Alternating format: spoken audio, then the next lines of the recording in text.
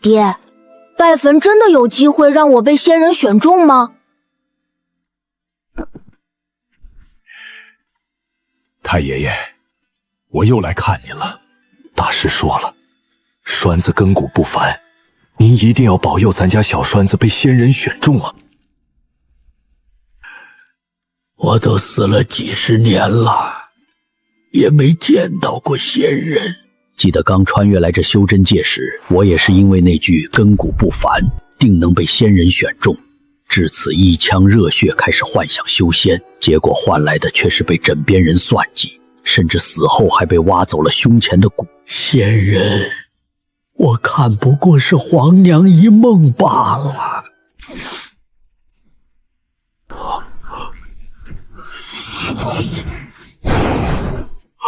这是仙人！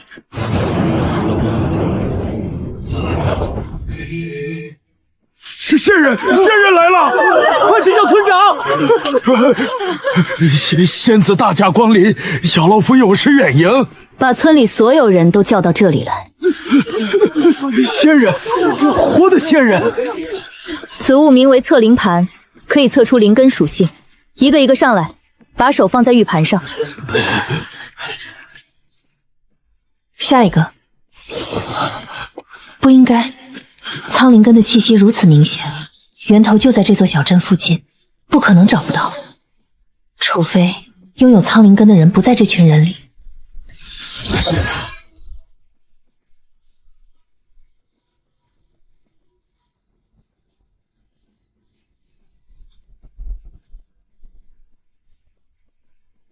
后山还有人住吗？后山没人，倒是有个坟头，叶家太爷埋在那儿，死了30多年了。仙人？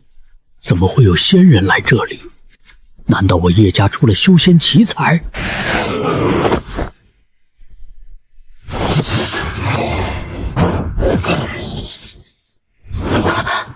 苍灵根的气息就是从这具骨架上散发出来的，总算找到了。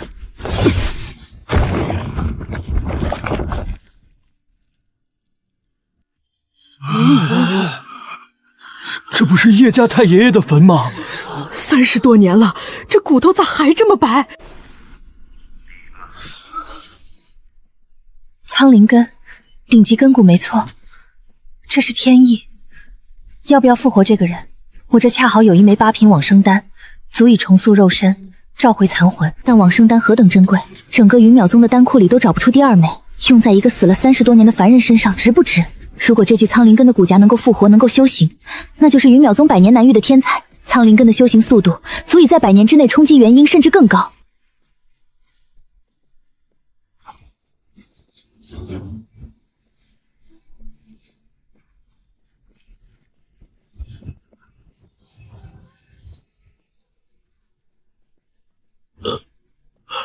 30年，如今竟得此机缘，死而复生。多谢仙子再造之恩。起来吧。你死了33年，我用往生丹重塑了你的肉身，但你肉身根基极不稳固，你现在的身体最多还能撑10年。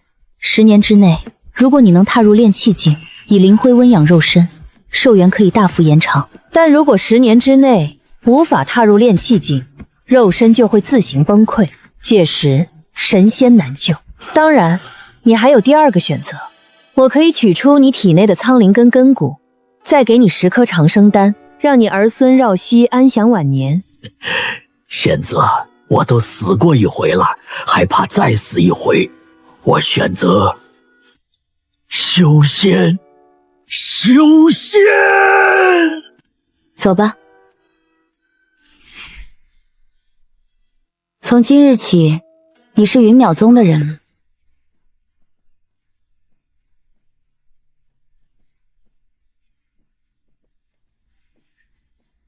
爹，太爷爷活了。算命先生说的对，咱家祖坟是真冒青烟了。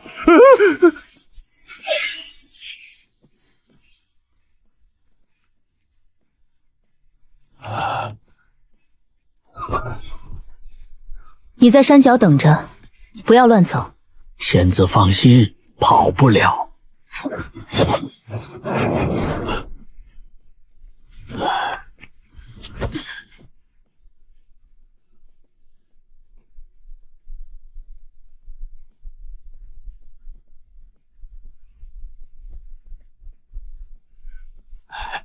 苍灵剑，梦瑶，苍灵根，我云淼宗力派3000年，头一回出这等大喜事儿。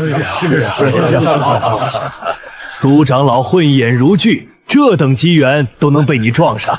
苍灵根啊，百年难遇，1000年难求。若能收入门下，悉心培养，我云淼宗何愁不能跻身顶级宗门之列？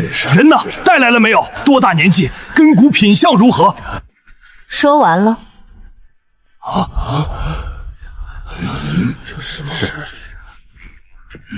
苍灵根是真的，但有些事我得先说清楚。死而复生，往生丹重塑肉身，根基不稳，只剩10年授权。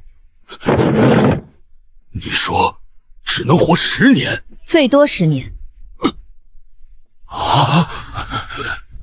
10年，一个凡人从零开始修炼，10年连炼气境都未必站得稳，更别时以灵水温肉身延续寿元了。那枚往生丹，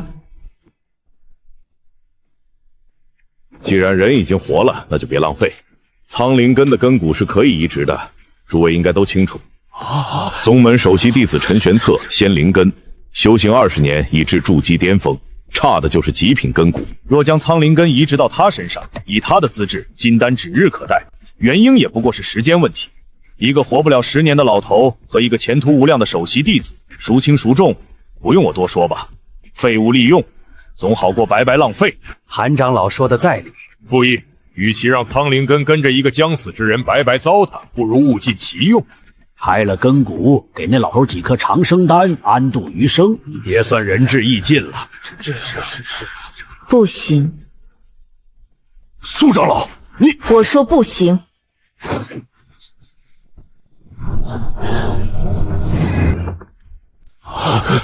往生丹是我的，人是我救的，带回宗门也是我的决定。他选了修仙，我答应他，谁要动他的根格，先过我这一关。都说完了，苍灵根难得，人也已经救了，再争下去没有意义。这样吧，把人安排到外门，给他一个普通弟子的身份，资源按一般弟子的标准发放，不多不少。他能不能修炼出来，全看自己的造化。10年之内，若他能修炼有成，成为内门弟子，证明他值得培养，宗门自会考虑。若10年之后他仍是凡人之躯，寿元耗尽之时，苍灵根归宗门处置，掌门说了算。是。孟师妹，有一点我要提前说清楚。从今日起，你不得私下给叶长生任何额外帮助，不给丹药，不传功法，不开小灶。他走的是外门弟子的路，就按外门弟子的规矩来。你救他是你的心意，但宗门的规矩不能因为一个人的心意而破例。明白。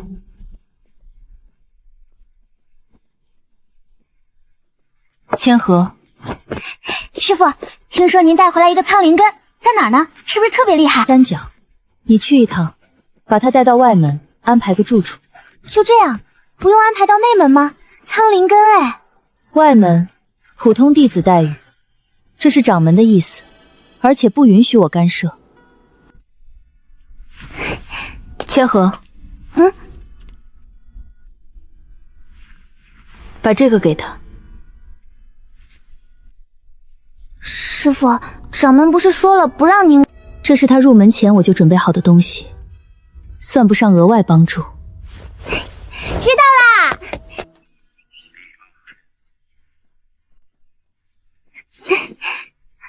你就是叶长生？是我。我叫苏千和，苏长老的弟子，以后你就是云淼宗外门弟子了。跟我走吧，我带你去住的地方。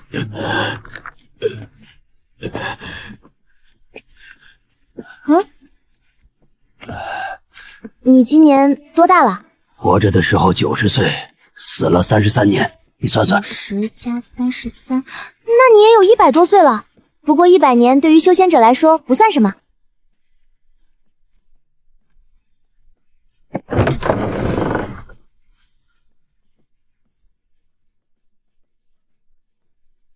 条件是差了点儿，外门就这样，将就将就。比坟里强。差点忘了，这个给你。这是灵脉符，贴在胸口，灵脉会自行流入经脉，帮你运养灵胚。你现在的身体底子太差，没有这个，连感应灵气都费劲。师傅让我给你的。替我谢谢苏长老，这份恩情叶某记下了。他日若有所成，必当涌泉相报。别说这些大话了，照顾好自己，别死那么早就行。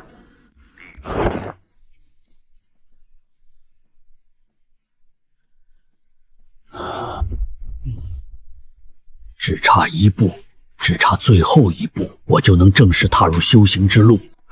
10年之内，我必踏入炼气境。周慕义，你等着，这一次我不会再当那个任人宰割的废物了。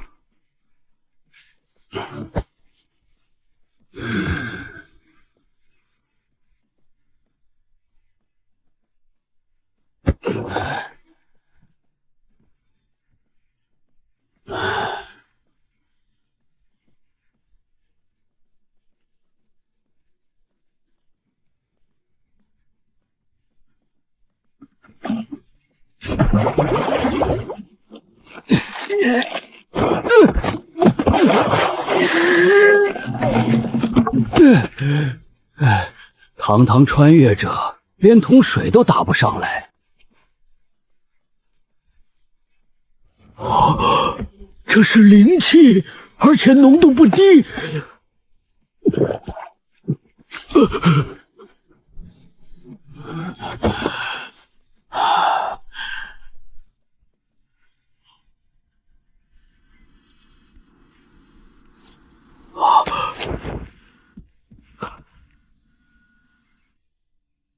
就喝了那么一点水，身体竟然年轻了几岁。不对，水是普通的井水，这口井我昨天就看过了，井底没有灵脉，没有灵石，一口普通的不能再普通的井，那灵气是从哪儿来的？这是灵珠，在帝都的那33年，那根灵珠缠绕着我的全身骨，但缠得最紧的地方是右手掌心。当时也是因为有着灵珠的滋润，才让我的骨头洁白如玉，恢复顶级根骨。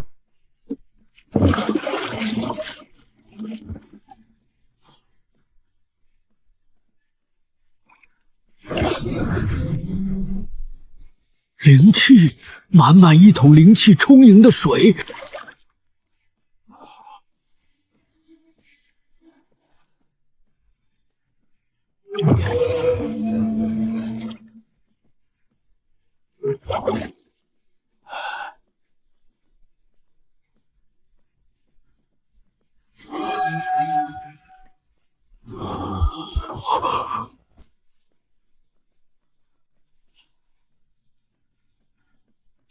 奇怪，怎么一点灵气都没有啊？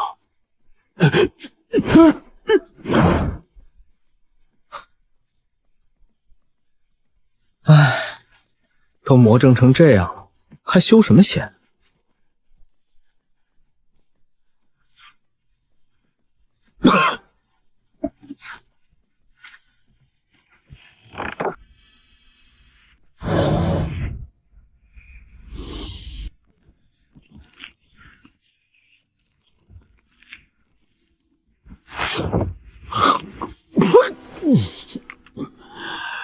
看来不是所有东西都行。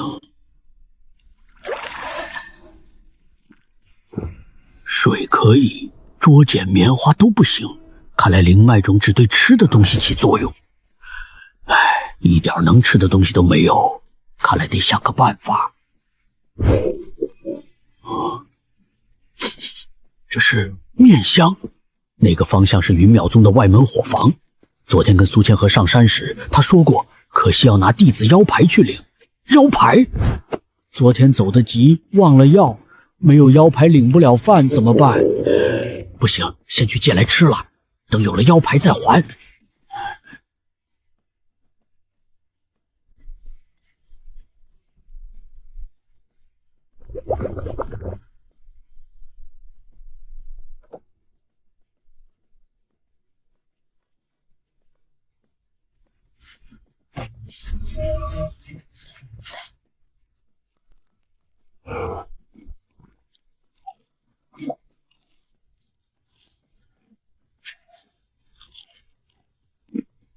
哎，慢着慢着。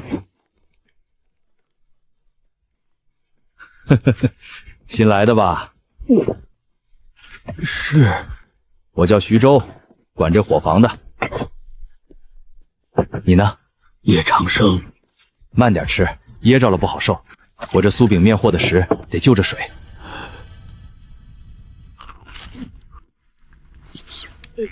老徐，还有没有别的吃的？还没吃饱？呵呵，行，等着。酥饼没了，不过我这儿还有点压箱底儿的好东西，一般人我可不舍得拿出来。2级灵兽的肉，秘制酱料腌了3个月，果木熏了7天7夜。灵兽肉金贵，伙房1个月才分到几斤，一般弟子根本轮不上。我攒了好久才攒下这么一块，本来打算留着自己慢慢吃的。拿着补补身子，你这副骨架不吃点好的撑不了几天。这太贵重了。什么贵重不贵重的？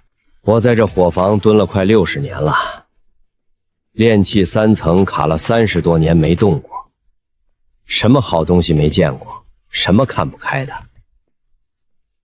就一块肉，又不是渡劫丹。60年，炼气寂静的修士寿元可增100年，驻颜是常事。这个人看着年轻，实际上怕是80、90岁的老人了。在伙房蹲了60年，炼气3层卡了30多年，这辈子大概也就这样了。多谢。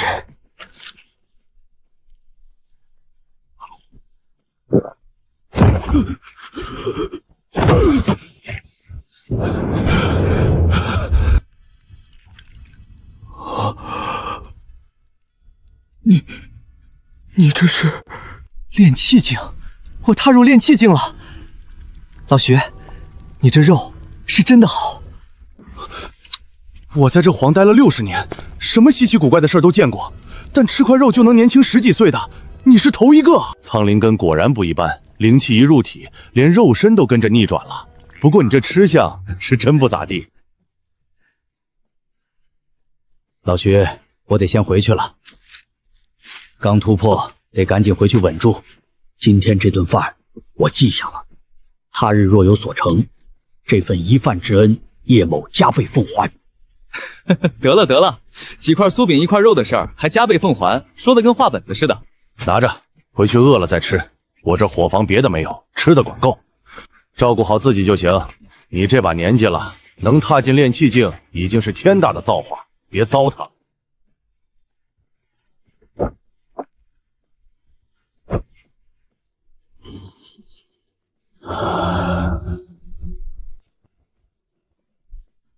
炼气境1层彻底稳住了，灵脉种嵌在右手掌骨中，能对可食用之物附灵，吃下去灵气立刻吸收。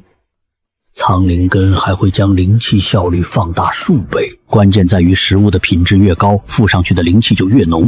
普通井水灵气稀薄，聊胜于无。酥饼好一些，面粉和油脂能承载更多灵气，而那块2级灵兽的熏肉，则是直接让我从灵胚破入炼气境，一步登天。那如果能弄到更高级的灵兽肉呢？不现实，2级灵兽的肉在伙房都算稀罕货，3级、4级的连见都没见过。那还有什么东西品质高能入口的？对呀，怎么把这茬给忘了？如果能弄到药材，哪怕是最低级的药材，被灵脉种加持一遍，吃下去的灵气力量。来了，今天的酥饼还没烤好，粥倒是有。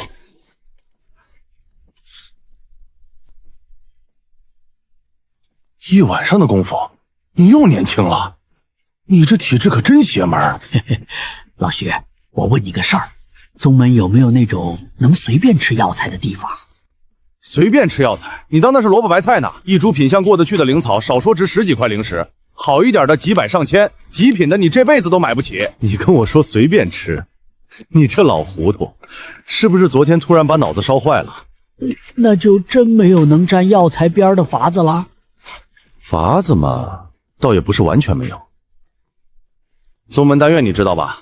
那帮丹修整天炼丹，药材用量大的吓人，但产生的边角料也不少。这些东西对丹修来说是废料，叮了也不心疼，所以丹院一般都是直接扔掉的。丹院在哪儿？外门往北走，过了那片竹林就是。不过你别乱闯啊，丹院的人脾气不太好，你一个外门新人。这老小子跑得倒挺快。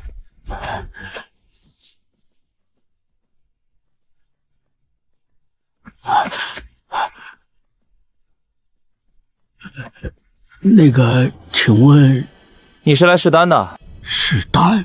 对啊，丹院新炼了一批补气丹，需要炼气境的弟子试药效。你是炼气境吧？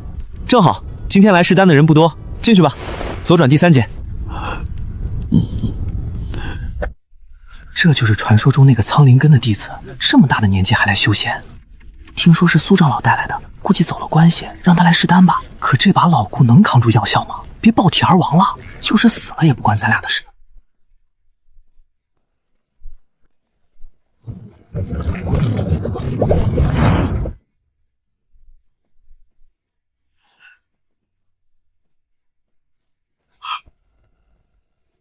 这些对丹修来说是垃圾，但对我来说却是一座金山。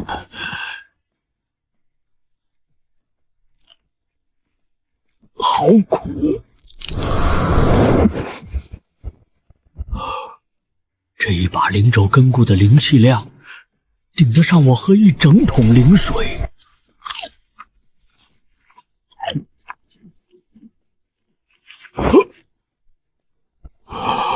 突破了炼气境2层，2天从灵胚到炼气1息，再到炼气2层，放在修仙界，这个速度简直是疯的。就算是天灵根的天骄弟子，从炼气1层到2层，快的也要个把月。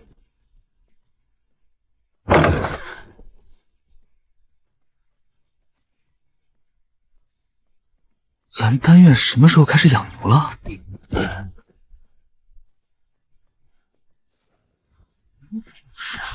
吃草？人怎么吃草？真的，丹院的陈师兄亲眼看见的，蹲在料房里，2只手抓着灵巧根系往嘴里塞，跟喂牲口似的，满地都被拱了。不是吧？他是不是修炼出了岔子，走火入魔了？走火入魔？他才炼气境，哪来的火给他走？我看就是老糊涂了，分不清自己是人还是牛。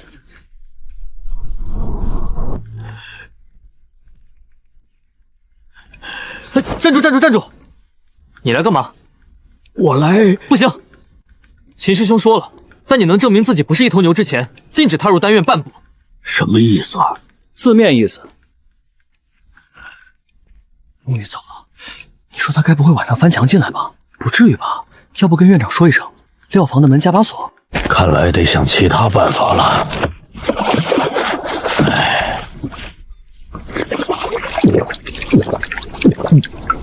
听说你变成牛了？苏师姐，你就不能走门进来吗？走门多没意思。而且我想观察观察，你到底是怎么吃草的。这丫头嘴巴是真毒。哼，又年轻了。上次见你还是100岁老大爷呢，现在看着也就80出头了吧？进入炼气境2层就年轻这么多？苍灵根嘛，灵气养身正常。说真的，你跑去丹院吃草到底是怎么回事？整个宗门都传遍了，有人说你老年痴呆，有人说你走火入魔，还有人说你前世是头驴。唉，我没有令牌，伙房进不去。到宗门2天了，没吃过一顿正经饭，饿得实在撑不住，伙房又进不去，就跑到丹院碰运气，结果发现料房里堆了一地的废药材，好歹填肚子，就吃了一些。对不起，是我疏忽了，那天走得急，忘了把弟子令牌给你了。没事儿，好歹我也在丹院吃到了不少灵草，算起来也不亏。不行，光给你令牌不够。这个月的外门弟子俸禄20枚灵石，本来该跟令牌一起给你的，你拿着。灵石能在宗门坊市买东西，吃的、穿的、用的都有，我额外给你补10枚。还有1颗2品桂灵丹，补气行神用的，对炼气境的修饰有些帮助，不是什么好丹，但对你现在来说应该用得上。另外，我再答应你一个请求，什么都行，只要不是太过分的事儿。行，那我先记着，以后用得上的时候再说。不过有件事儿我得提醒你，别再去丹院吃草了，这事儿传得太广了，丹院的人在笑，外门的人在笑，连内门都有人在传。你一个人丢脸无所谓，但别忘了是谁把你带进宗门的。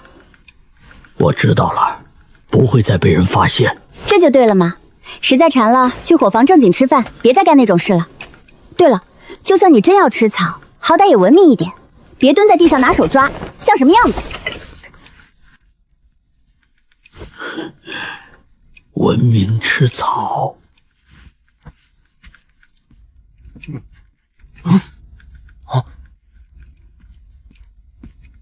吃饭。吃什么？有什么荤菜？炖灵鸡、卤灵兔、蒸灵鱼，还有红烧灵牛肉，1枚灵石1份，各来1份。4份？你一个人吃？再加4个馒头，2碗粥。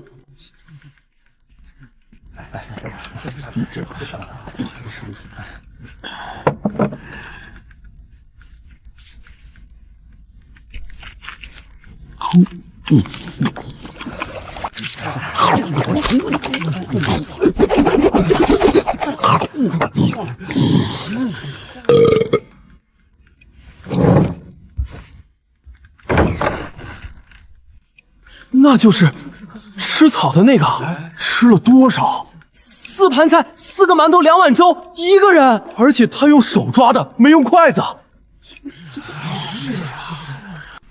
丹院是一定要再进去的，食堂那些零售菜再怎么吃，灵气含量也就那么回事，跟丹院料房里堆成山的药材废料比起来，差了不止一个档次。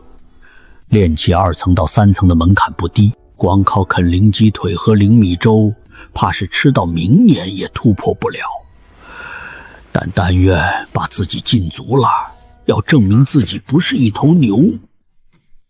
容量不够，那就提升容量，提升消化速度。如果能让丹田周围的经脉运转得更快，灵气吸收得更快，那食物在胃里停留的时间就更短，消化就更快，我就能吃得更多。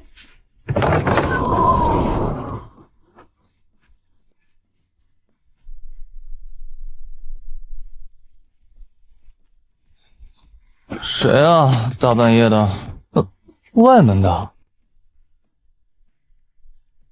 外门弟子只能进第1层，一次最多借2部功法，10日内归还。别碰架子上的红铅功法，那些是内门专属。聚元吐息诀，凡阶下品，最基础的呼吸吐纳功法，修炼速度慢，适合无灵根凡人强身健体。玄水诀，凡阶上品，水属性攻击功法，我不是水灵根用不了。烈火掌，凡阶中品，火属性功法，同样用不了。第1层的功法果然都是糊弄人的。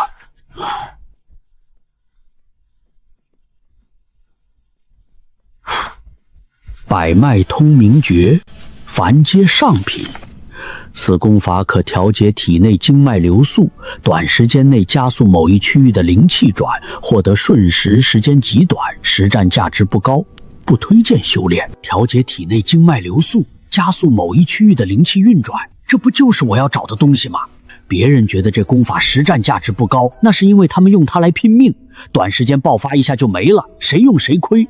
但我不需要拼命，我需要的是让丹田周围的经脉转得更快，把吃进去的灵气以最快的速度消化吸收。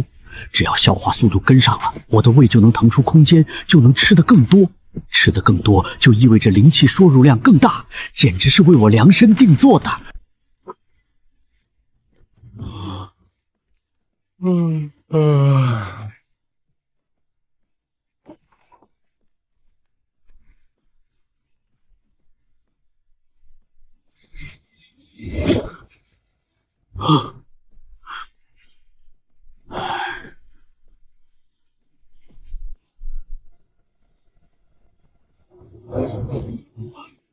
也成了，虽然只维持了不到半盏茶的时间就散了，但确实成了。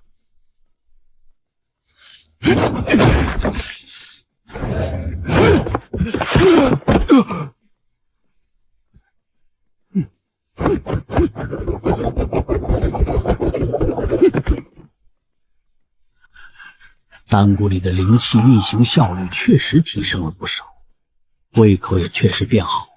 同样的时间需要2个时辰才能消化的，现在大概1个时辰就够。吃的一样多，但消化时间缩短了一半，这意味着我可以多吃一顿。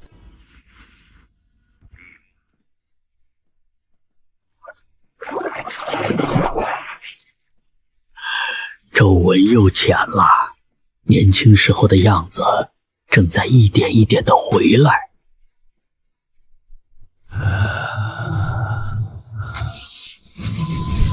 你他娘的出老千，3把通杀，谁信？我冤枉你，你自己少抽怨谁？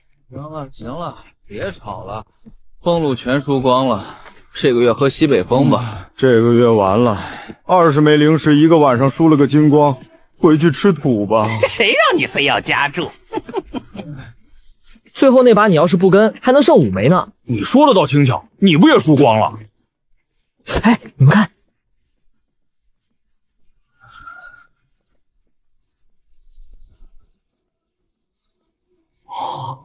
谁呀？这么晚了还在院子里坐着？我想起来了，这不是那个吃草的老头吗？就是前几天跑去丹院啃药渣子的那位，整个外门都传遍了。吃草的，就是那个被人叫丹院那头牛的。没错，就是他。听说在食堂也是一绝，一顿饭吃了4盘灵兽菜，用手抓着吃的，外号大胃。这么猛，还有3分是觉得人真好意思。师哥，你说这人都疯成这样了，留着俸禄还有什么用？他那份这个月的灵石8成还没花呢。而且我听说掌门亲口下令，禁止苏长老帮助此人，就是说他现在是没人管的。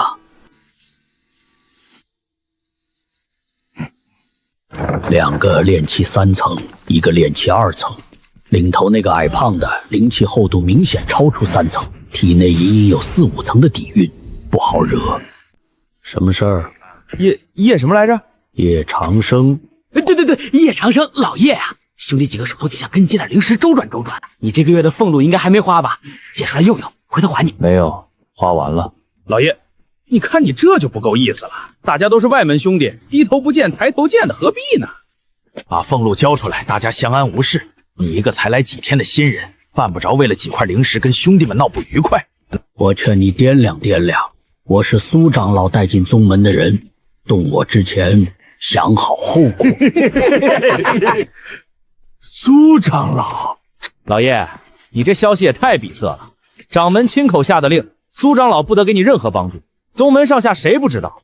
你现在就是个没人罩的外门杂役，搬出苏长老的名号唬谁呢？别磨叽了，把灵石交出来，我们拿了就走，不为难你。走。苏梦瑶的名头不好使，那就只能靠自己了。不给，老东西，敬酒不吃吃罚酒是吧？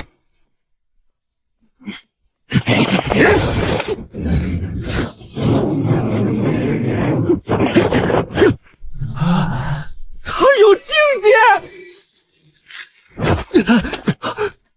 废物，闪开！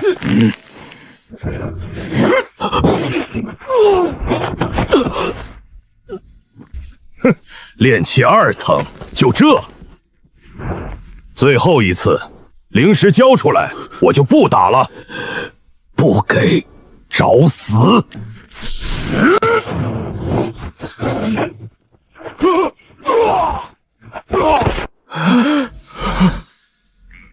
走！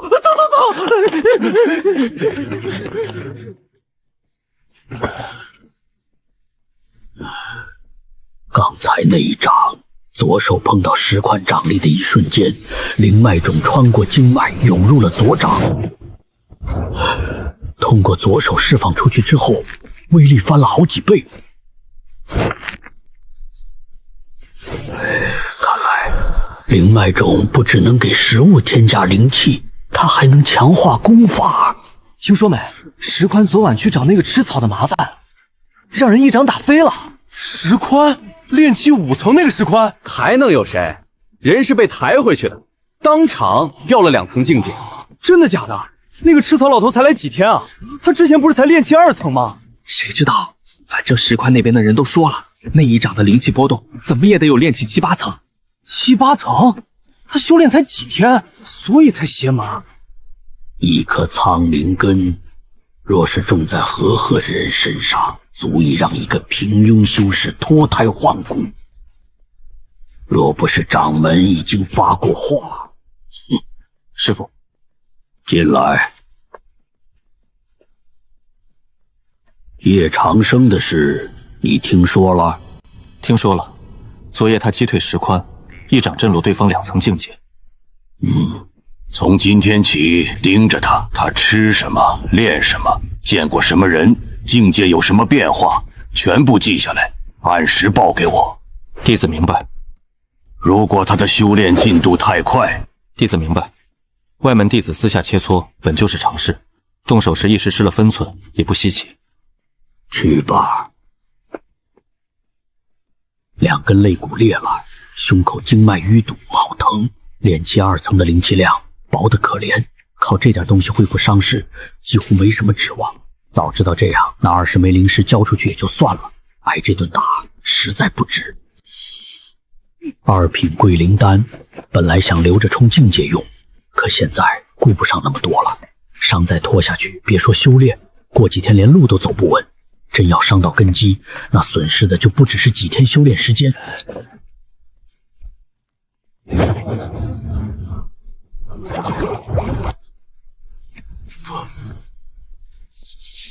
丹药变了，这颗丹药里的灵气浓度至少翻了1倍，药性也纯净了太多。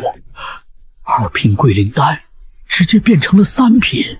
这几天自己吃灵草废料，吃灵兽肉，喝灵水，啃酥饼，满脑子都在研究怎么吃，愣是没往丹药上想过。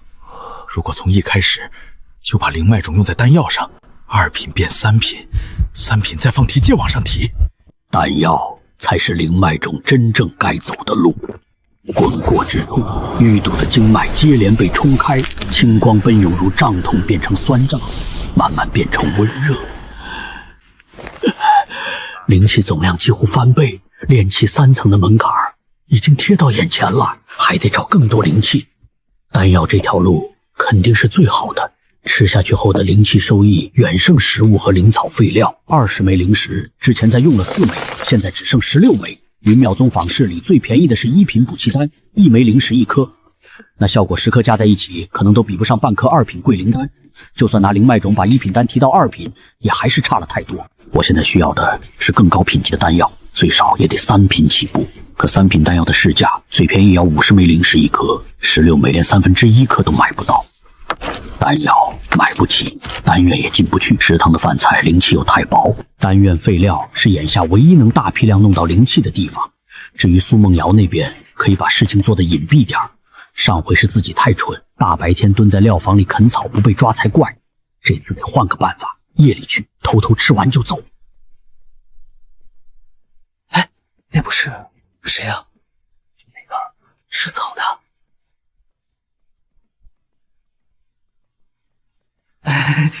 叶师兄，您今天怎么有空过来？进去看看。叶师兄，这个真不是我们故意拦您，园长有令在先，我们也不敢违背啊。要不您改天再来，或者您缺什么，我们进去帮您拿也成。我进去转一圈，不惹事儿。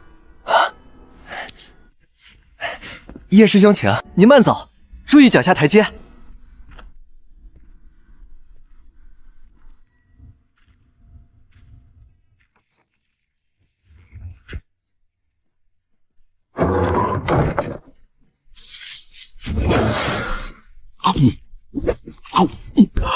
炼气3层刚突破，现在最重要的是把根基基夯稳。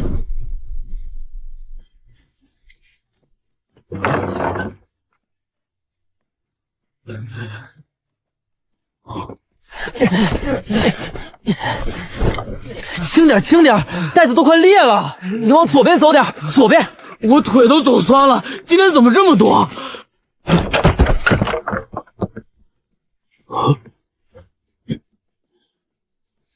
灵气，这东西里面有灵气，虽然混乱，可量很大。等一下，你们袋子里装的是什么？师兄们炼废的丹药，火候没控好，药材配比错了，丹炉温度不对炸了的，全都扔这里。我们正要把这一批送去丹虚。丹虚就是丹院后头那个地窖，专门堆废丹的，丢进去放几个月，自己就会烂开，最后化成黑泥。天天搬，烦都烦死了。我来丹院2年半了，整整2年半，别说炼丹，连丹炉边都没让我摸一下。天天搬灵草、倒废物、扛废丹，跟苦力有什么区别？师兄们炼丹，我们干杂活。师兄们炼废了，我们收尾。说是来丹院学炼丹，结果2年多下来，连最基础的控火术都没人肯教。这些废丹能给我吗？给你？对，1人1颗灵石，这些废丹我要了。你先别急，这些废丹搬去丹虚也是烂成黑泥，谁会没事跑去查这个？再说了，废丹这种东西，正常人吃了只会灵气逆冲，经脉紊乱，拿来当毒药都嫌不好使。他想要就给他，反正不值钱。1颗灵石啊，咱们搬这一趟废丹，工钱总共才2枚，还得3个人分。现在什么都不用干，1人白拿1颗，这种好事你上哪儿找？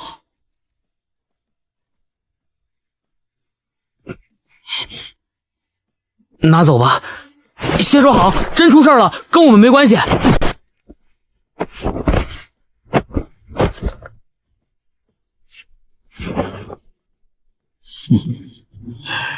多谢3位。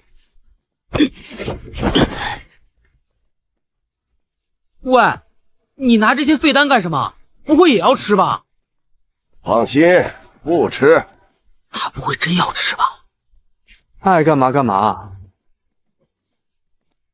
废丹吃了又死不了，最多窜几天息。走吧，收工。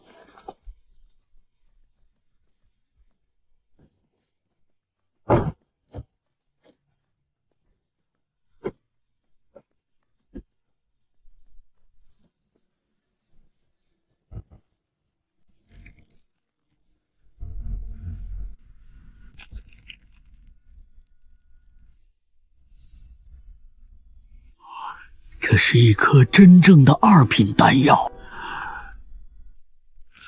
，2品高阶，丹药品质再上一层。100多颗废丹，整整100多颗，发财了。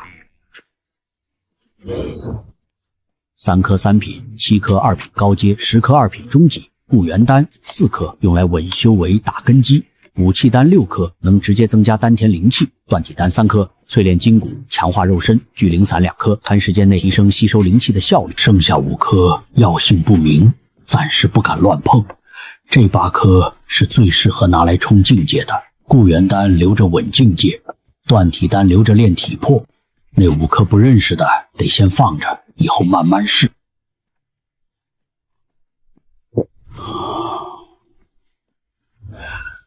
今晚先吃1颗3品，剩下的明天再说。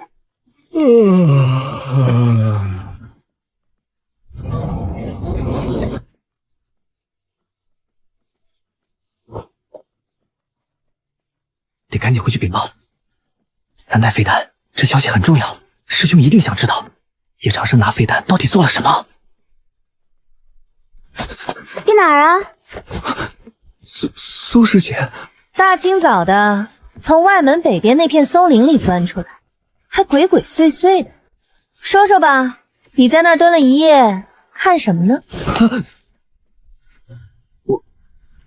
我只是……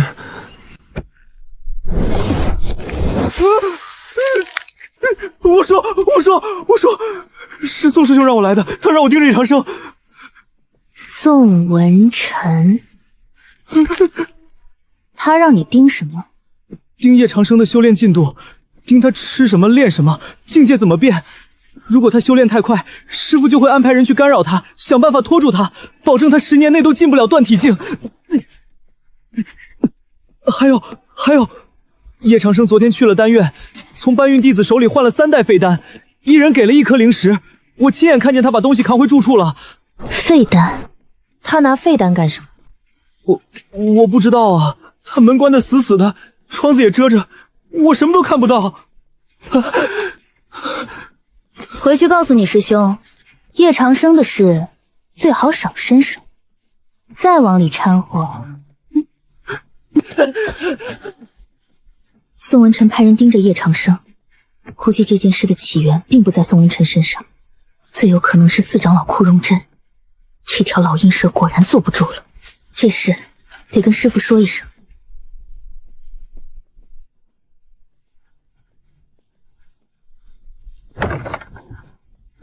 师父，说，库容真派人监视叶长生，叶长生又从丹院弟子手里换了3袋废丹。废丹？对，3袋，从丹院搬运弟子手里换的，一人1颗灵石。我也想不通，他拿废丹做什么？他入门不到半月，修行常识不足，多半是急着修炼，觉得废丹里残留的药力也能用来增进修为。不能用吗？废丹内的灵气太乱，丹毒也重，正常修士若是服用，只会伤上加伤，轻则灵气逆冲，经脉堵塞，重则丹毒入丹田，根基都要毁掉。苍灵根品质再高，他现在也只是炼气3层，底太浅，撑不住丹毒。那他要是真吃了，苍灵根受损，前路也就断了。这正是有些人想看到的。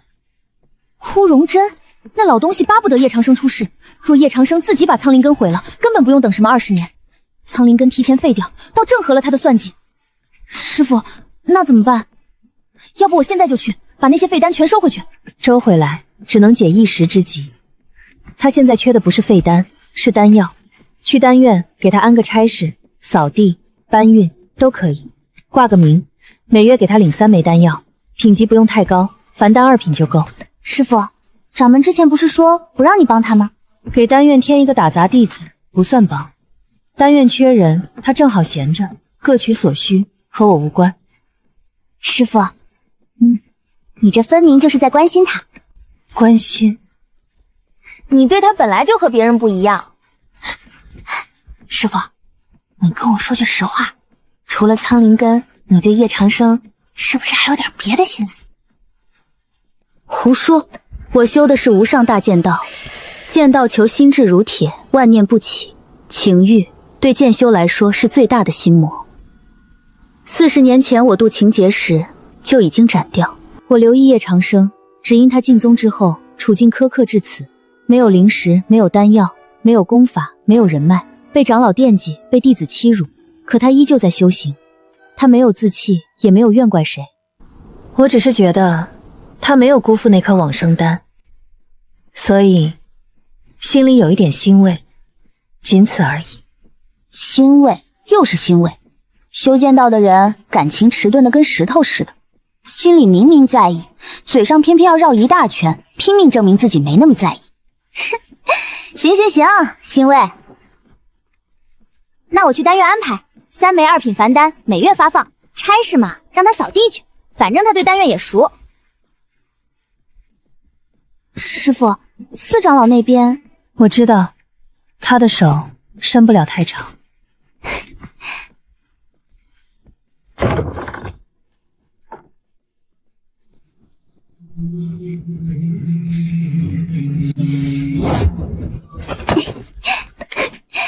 又年轻了。苍灵根嘛，灵气养生。说说吧，修炼的怎么样了？炼气3层。灵气波动很清楚，炼气3层，而且根基稳得很，压根儿不像刚突破不久，倒像是踏踏实实磨了几个月才有的样子。从入门到现在，满打满算也不到1个月。从一个刚从坟里爬出来，灵胚都没成的枯骨老人，修到炼气3层，不到1个月，你到底怎么怎么练的？吃。行吧，不管你怎么练的，能到3层，说明路子没走歪。我这次来是有正事，我师傅的意思，给你在宗里找个差事。差事？对，挂个名，领份月俸，总比你天天偷草吃强。你想去哪儿？伙房、藏经阁还是杂物堂？丹院。丹院？你还惦记着那地方？金水楼台。行，丹院就丹院，走。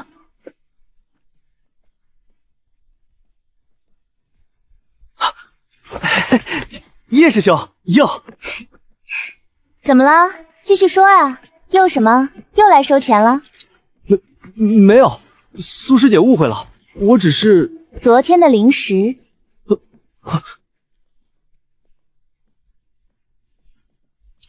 丹院是宗门的丹院，不是你家开的客栈。下回再让我听见你守着大门收过路钱，我亲自来找你聊聊。走。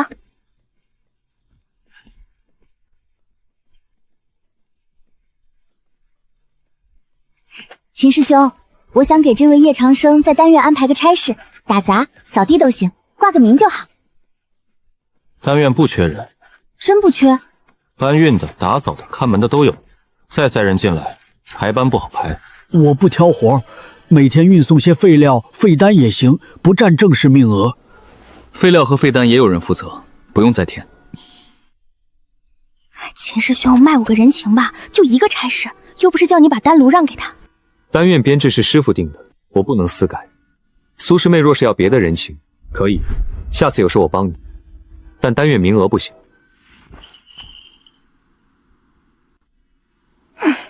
书呆子。丹院编制是师傅定的，我不能私改。苏师妹若是要别的人情，可以，下次有事我帮你，但丹院名额不行。书呆子。秦师兄，你知道往生丹吗？往生丹，8品丹药，传说里能起死回生的那种。往生丹和我有什么关系？我吃过。你说什么？往生丹8品，苏长老亲手给我服下的。我这条命就是往生丹从坟里拉回来的。8品往生丹，你确定是8品？不是仿丹，不是低阶替代丹？确定，苏长老亲口说的。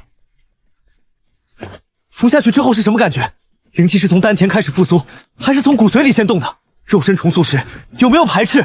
经脉恢复是从核心往外扩，还是从四肢往回收？你先冷静点。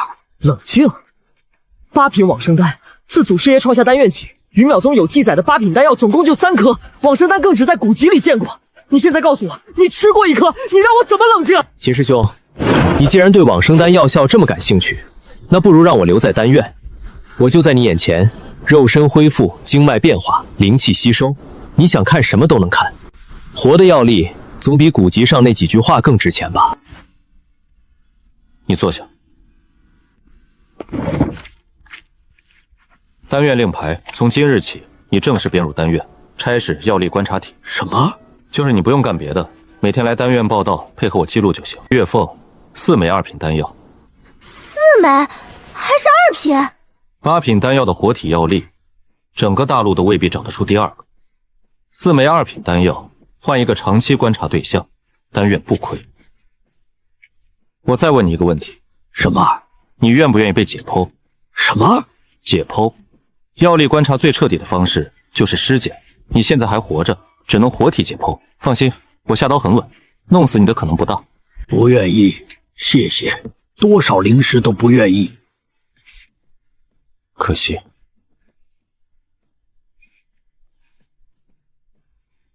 收好，走吧。这个书呆子，我认识他5年了，他拒绝过我17次，今天居然让你一句话拿下了。要不是亲眼看见，我都不信他还能主动给人家月薪。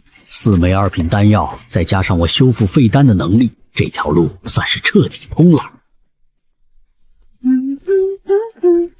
苏姑娘，你知不知道一个人？周慕义。周慕义，你怎么会知道这个名字？听说的，外门弟子闲聊时提过，说什么灵神宗天才弟子，我就记住了。周慕义啊，灵神宗掌门的亲传弟子，一流宗门的掌门亲传，你知道这代表什么吗？代表他有最好的资源、最好的功法、最多的丹药。那女人不到100年就进了金丹初期，放眼九州，同辈修士里能跟他比一比的，一只手都数得出来。外面都叫她灵城圣女，追她的男修多得很，名气也大，九州哪儿都有人知道她。金丹初期不到100年，而我呢，费多仙髓沦为废人，埋进土里33年，死过一回，又被人从坟里拉出来，如今还得跟寿命赛跑，拼命修炼，只为了多活几年。同样的起点，最后却走到了天差地别的地步。周慕义，你夺我髓，造就自己的仙路，等着吧，这债我迟早要讨回。天不早，我困了，你那儿有床吧？借我睡一晚。有，那就行。走快点，我还想洗个澡。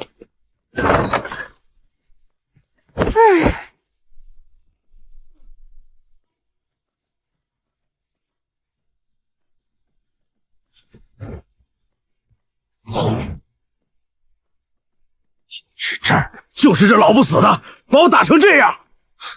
就这？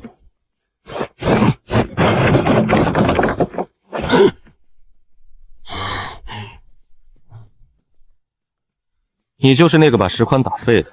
没废，只是掉了2层境界。嘴还挺硬。他欠你什么？赔偿。他把我打伤了，还震掉我2层修为，这笔账总得算吧？听见了吧？石宽要赔偿，你打算赔多少？这2个人显然是有备而来。石宽吃了亏，这次把帮手带来了。竹林园炼气8境，比自己高出整整5个小境界，正面动手我肯定吃亏。可如果现在服软赔灵石，这事儿也许能了。可要是不认他，竹林园8成会动手，苏千和就会醒，苏梦瑶也就迟早会知道。枯荣真的人，这盘棋就算彻底露底了。不赔。你再说一遍。我说不赔。石宽上次来抢我灵石，我打他是他自找的，真要算账也该是他赔我。有点意思。竹林园外门弟子前10，你呢？叶长生。叶长生，你的名头我听过。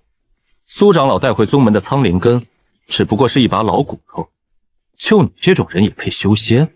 听说你吃了丹院不少草药，但会西医这事儿，我倒是今天才知道。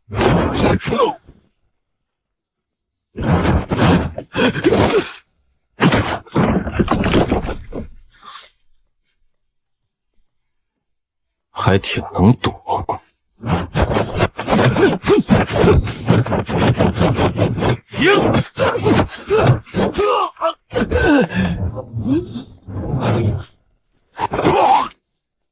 现在呢，还要硬撑。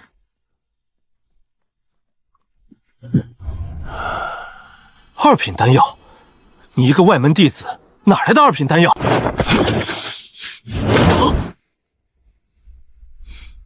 丹药哪儿来的？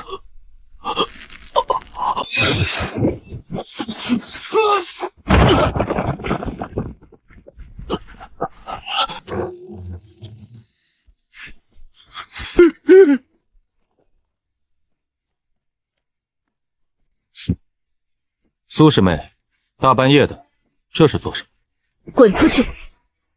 不行，我有话要问这位叶师兄。我说了，滚出去！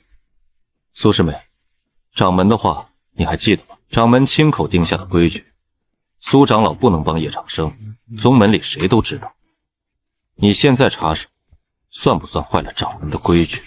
哼，我也不是来闹事的，我只是想问清楚，叶师兄手里的丹药从哪来的？来路正，那自然没什么问题。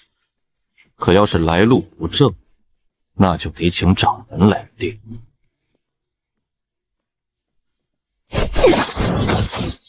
这条线，你敢跨过来一步，我就废你根基。走。可是走。丹药哪来的？用你给的丹药换的。最近总有人来找麻烦，我怕自己吃亏，就换了些保命用的。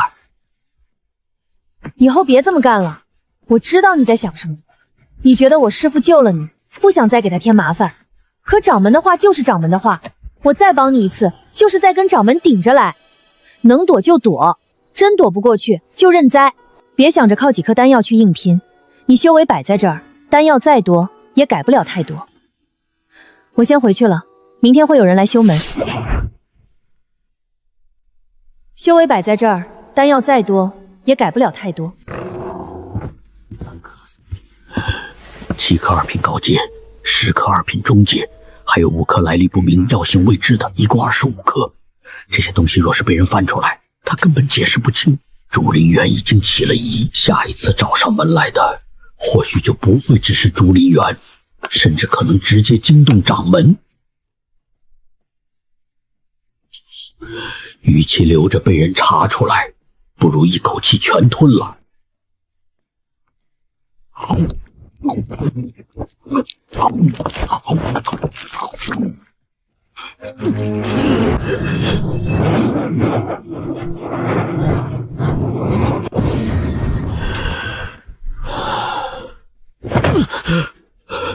活下来了。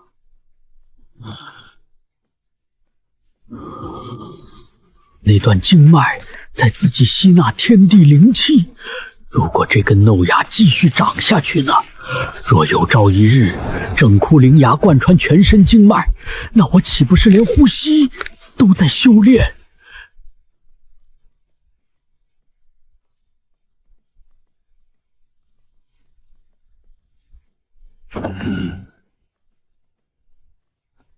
叶师兄，我叫周安，秦师兄让我带您认认差事。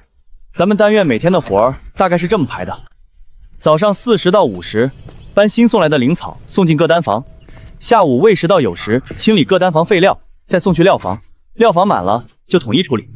好，我们先去灵草阁。来，咱们先从这边。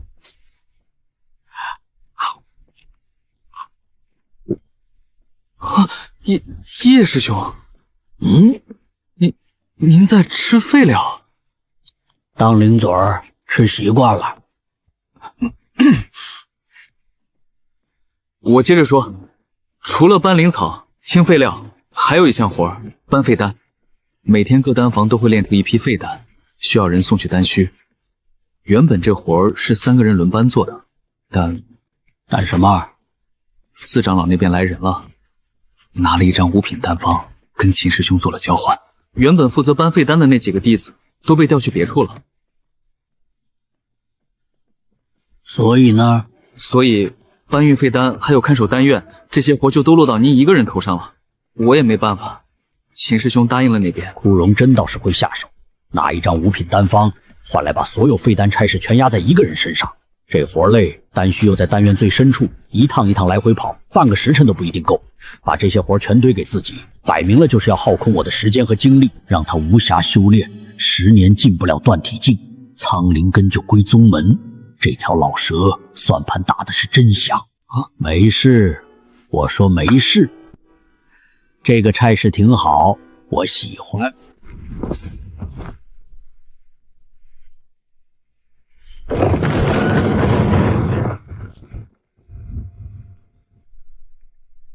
这不是废料堆，这是宝库。到家了。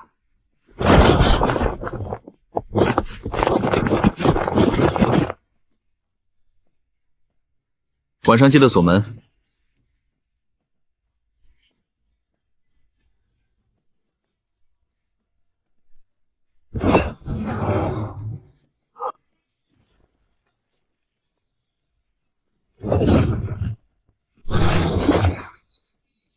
4品，1颗废丹合成1颗，竟然直接成了4品。如今灵脉种发芽之后，修复速度快了数倍不说，居然还多出了一种新能力——合丹。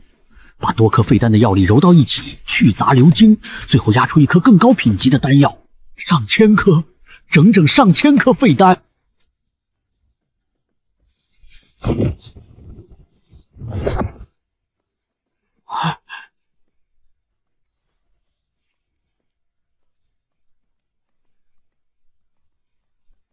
看来以自己现在的能力，最多也只能练到4品。想再往上走，要么需要更多废丹，要么就得等灵脉种继续蜕变。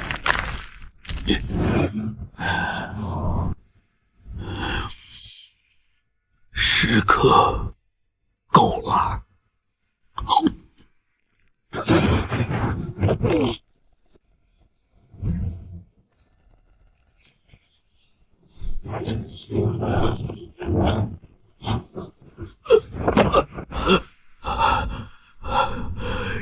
又捡回了一条命。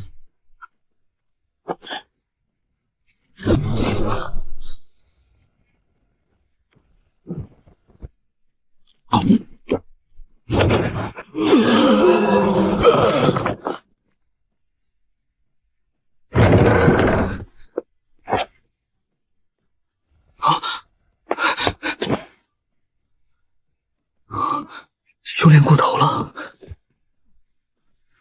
竹林园师兄，竹林园师兄，怎么了？叶长生在丹虚里昏死过去了。知道了。那要不要叫醒他？不用，修炼过度昏迷，硬叫醒反而伤根基，让他自己躺着，醒了自然会醒。这几天谁都别去打扰他，也不准给送吃的跟喝的。我无法违抗竹林院，倘若还想在外门生存，必须听从他的指令。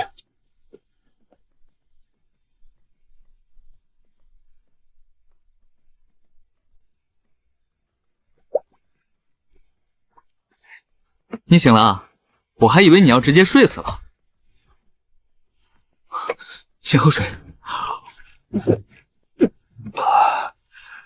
再吃点东西。你一直守着。竹林园师兄说不准人来打扰你，不过我怕你醒了没人照顾，就偷偷过来看了几次。你睡了差不多1天1夜。为什么？啊？为什么照顾我？你是竹林园的眼线吗？是，我是竹林园师兄安在丹院里的眼线，要定时把你的情况报上去。可我实在不忍看着你死。为什么？因为你长得像我爷爷。我进宗门5年了，5年没回过家，也5年没见过我爷爷。我不知道他现在还在不在，说不定早就没了。可每次见着你，我都会想到他，所以我不想看着你就这么死在这儿。人仙殊途，踏上仙路之后，凡尘很多事就和自己没什么关系了。宗门里都这么说，修士的命也大都这么走。我知道，知道你还来帮我，来，不这么做会损我道心。着火了！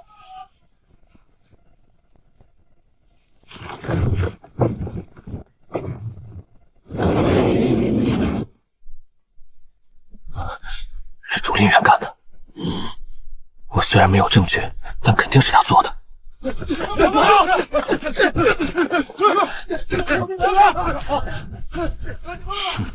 这竹林园应该知道这些灵草废料对自己有用，一把火烧干净，等于硬生生断我一条修炼路。可惜了，废料库没了，我手里还有丹虚，那座堆着上千颗废丹的地窖才是我真正的命根子。竹林园的这一把火烧错地方了。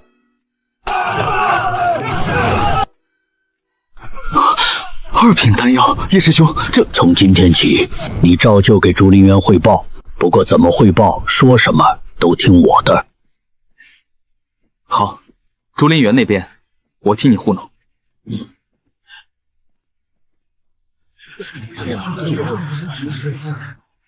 安静！废料库这事必须查清，找到哈着，丹院奖励3品丹药1枚。天师兄，我觉得叶长生最可疑，很多人都见过隔3差5往废物库跑，一进去就是半天，谁知道他在里面干什么？对，我也看见过，对，他还吃废料呢，谁知道是不是偷了什么东西，怕被查出来才放火，说不准就是他毁证据。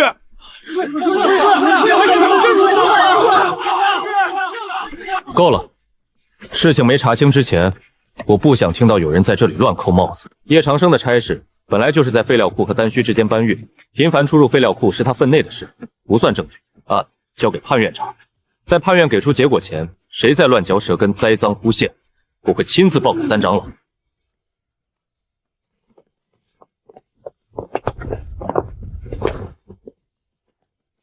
判院奉命来查丹院僧案，需逐一排查在场弟子。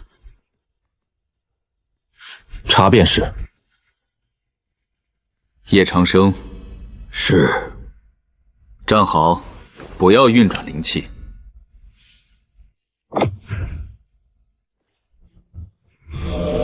追魂伞可追溯魂体主人7日内停留最久之地，若魂者在此，魂体会自行飘往废料库。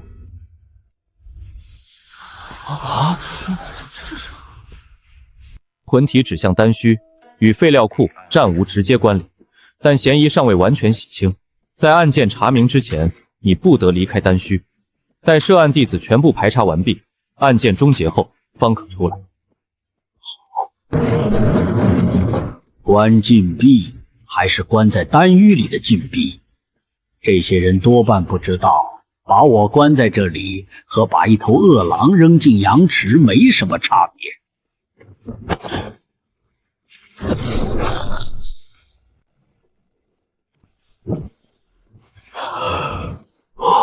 炼气5层了吗？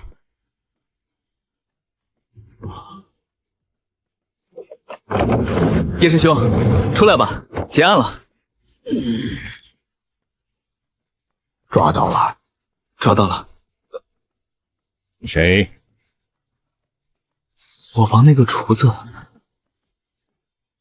叫什么？徐州。你说谁？徐州，伙房那个老弟子。潘院拿追魂伞查过丹院里所有弟子都没问题，但起火那天下午，徐娇来过丹院送饭，这个在出入记录里查得到。后来潘院又去查了徐娇，追魂伞一落，他的魂体飘进了废六库。现在人关在潘院地牢里，2天后定罪。定什么罪？火烧丹院，只能是死罪。先吃了再走，天凉。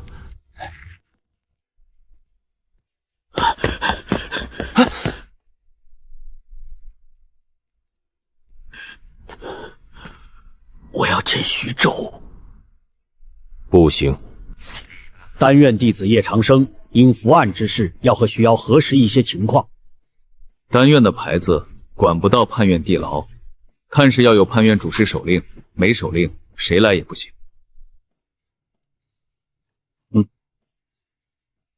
办个试试。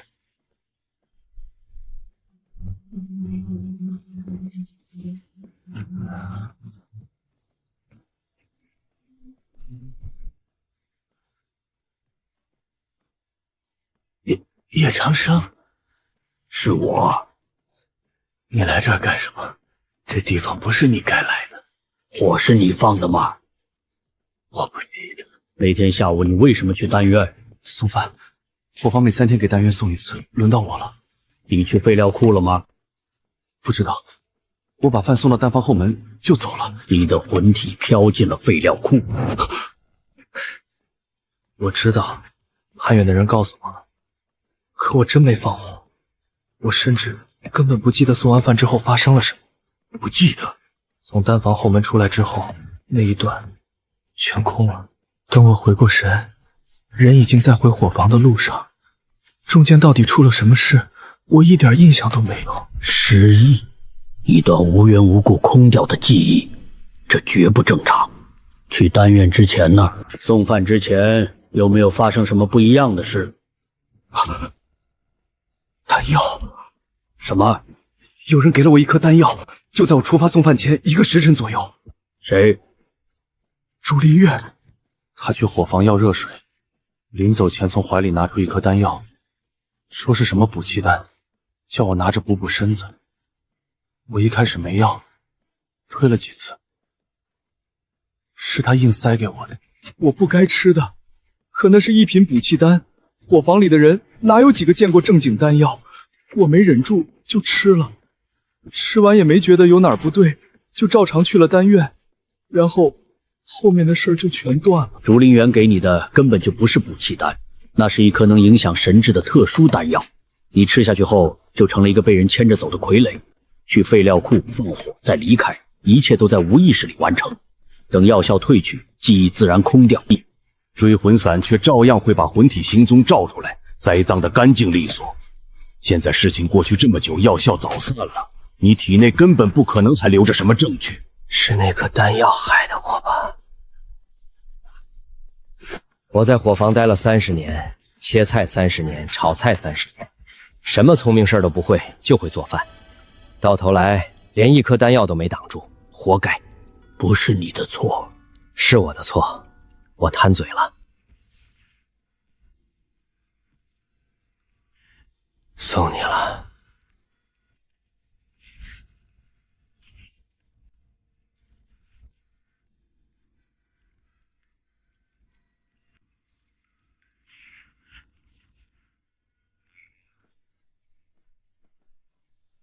这是我这辈子最值钱的东西了，做了30年饭，就攒了这么一本，你拿着吧，留个念想。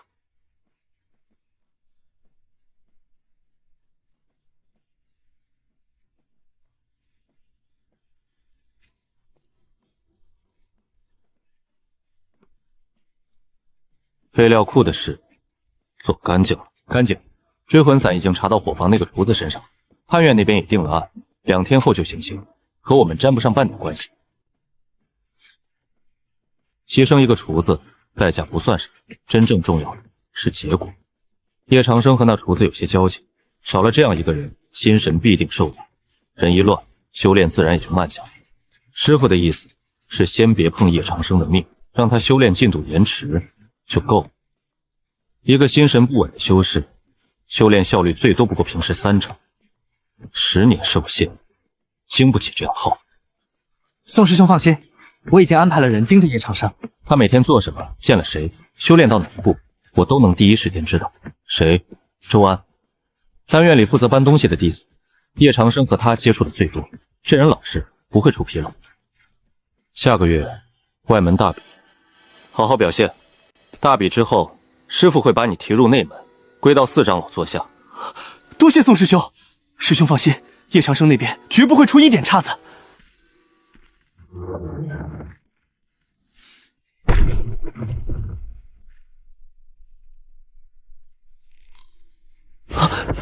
叶师兄，你可算出来了！徐昭他……我知道。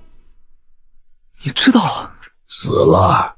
今天早上在判院刑台上行的刑，没人替他说话。我去丹院。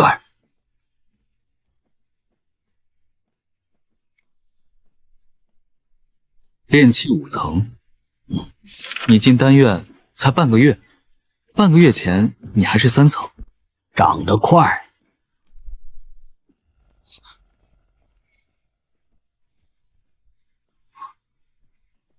龙纹丹，这是4品中阶龙纹丹。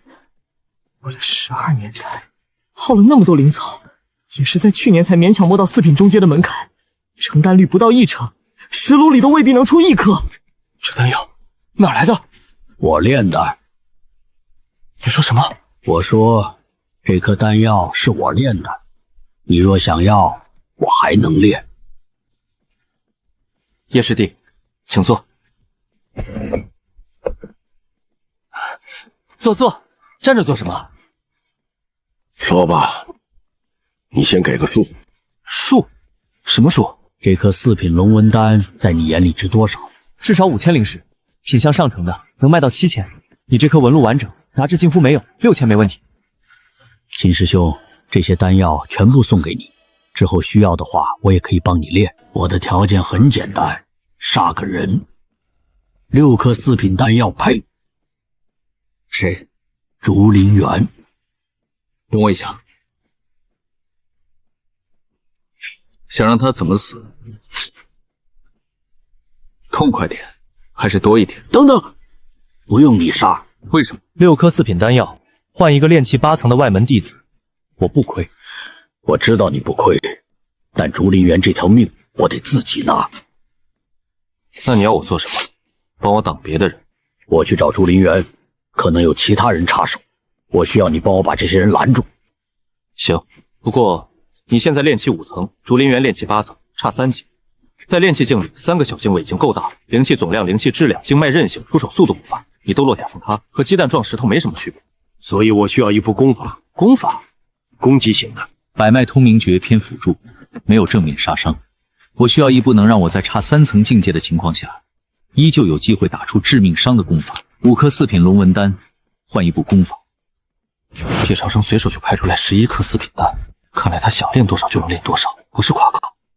他真长着一条稳定的4品丹药路子，这意味着丹院接下来很长一段时间的丹药困局会被解开，意味着3长老闭关炼7品苦情丹时，需要的那些海量辅助丹药未必再是死结。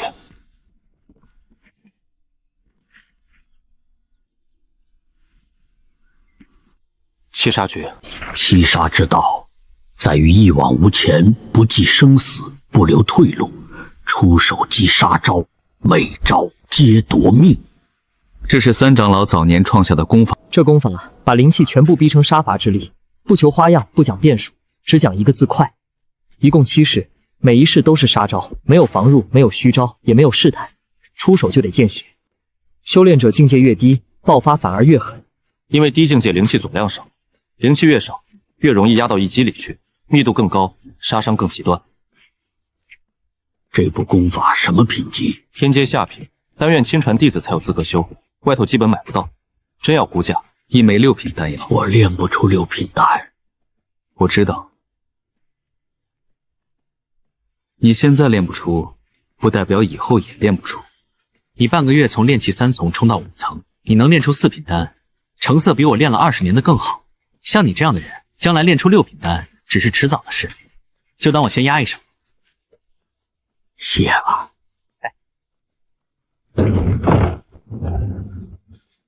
第一式意识，全部灵气压进右拳极致凝实的点，一拳轰出。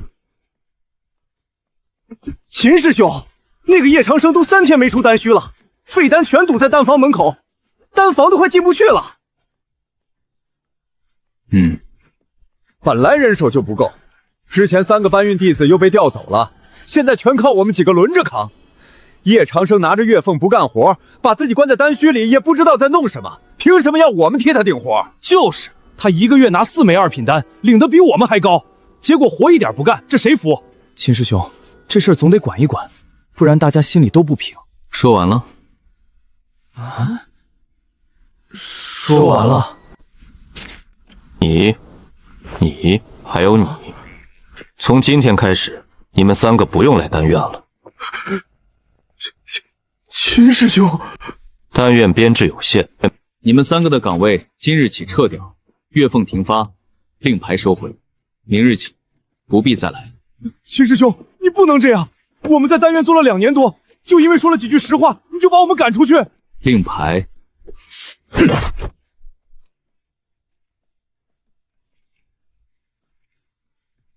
可以走了。怎么了？脸色这么差？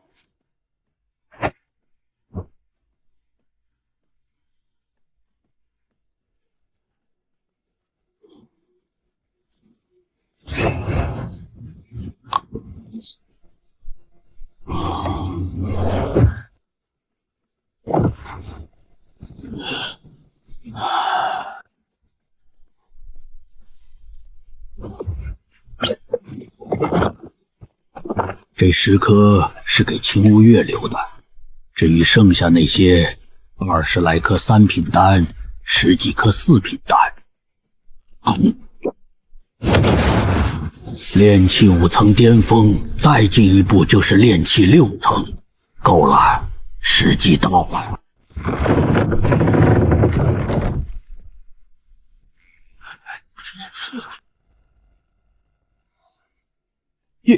叶师兄，叶师兄，您出关了，闭关这么久，肯定收获不小吧？叶师兄辛苦了，要不要我去给您沏杯茶？竹林园在哪儿？外门东边，连翠院。这个时辰，他多半就在院子里喝茶。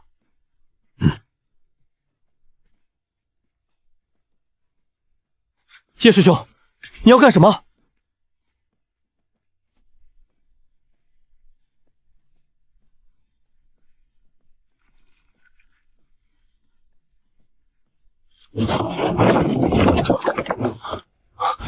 门不会敲，我来取你命。炼气5层，长进不小。不过，你先赔我的门。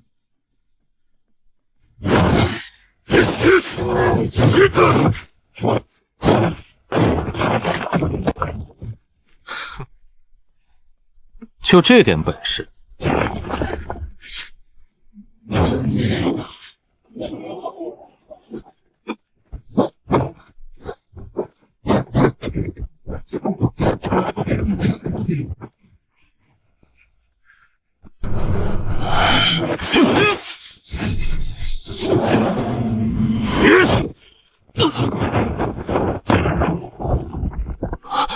这是什么鬼东西？七杀诀，这是亲传弟子才有资格修的功法。你从哪儿学来的？七杀诀第3层，敌我皆胜。有点本事，可你炼气5层的身子扛不了几次反噬，差我3个境界，还敢跟我正面对轰？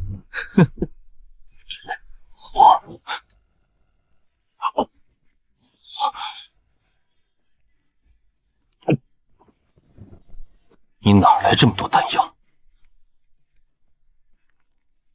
继续。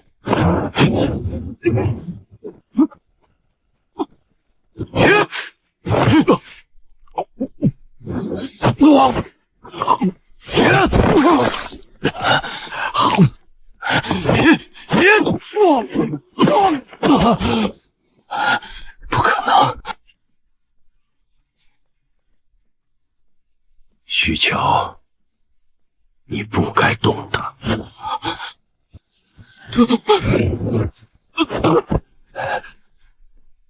一番之恩，一命相还。徐乔，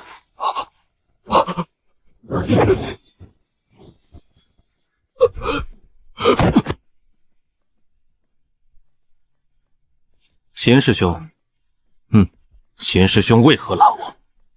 因为你要杀他，叶长生当众杀害同门。按宗门律法，杀同门者可就地正法。我不过是依例行事。你依的什么例？就地正法，要么有长老手令，要么有判院裁决。你不是长老，也不是判院弟子，你凭什么正法？秦师兄，你和叶长生什么关系？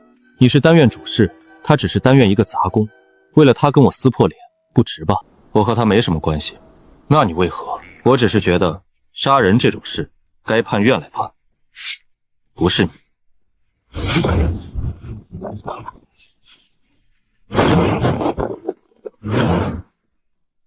判院奉宗规行事，所有涉事之人不得离场。哟，宋师兄亲自下场啊？怎么着？四长老的亲传弟子，如今精炼外门这种破事儿，也得亲手过问了。苏师妹，我师父姓苏，你师父姓枯，咱俩八竿子打不着，还是叫我苏千和。叶长生杀害同门弟子，证据确凿，我希望判院按宗规从速定罪。哼，装什么装？还活着没？活着。带走吧。真是他杀了竹林园！炼气5层杀炼气8层，这怎么可能？你看他那样子，分明就是拼命拼出来的。刚才秦师兄和宋师兄是对上了吧？天哪！说，从头到尾，一个字都别漏。叶长生出关之后，问完竹林园在哪儿，直接就杀了过去。所以，他是为了伙房那个厨子去杀竹林园的。这个人有点意思。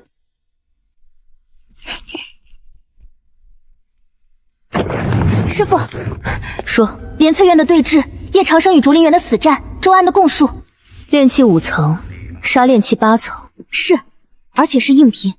周安说他一共吞了10几颗3品气血丹，被打倒了不知多少次，每次倒下就爬起来继续打。最后竹林园灵气耗空了，他自己也快没命了，靠着最后那口气把人杀了。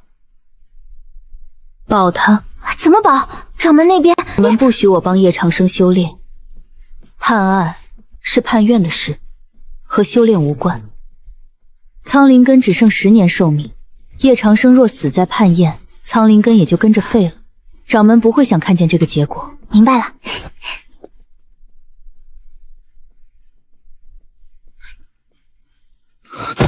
你说竹林园给徐州送过1颗丹药？是，叶师兄从判院回来后亲口和我说的。徐州自己也说了，送饭前1个时辰，竹林园去伙房要了壶热水，临走前留下了1颗丹药。什么丹药？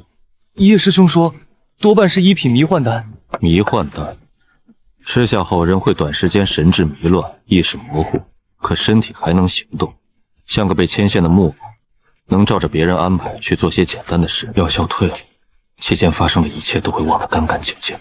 一起来，回去等消息。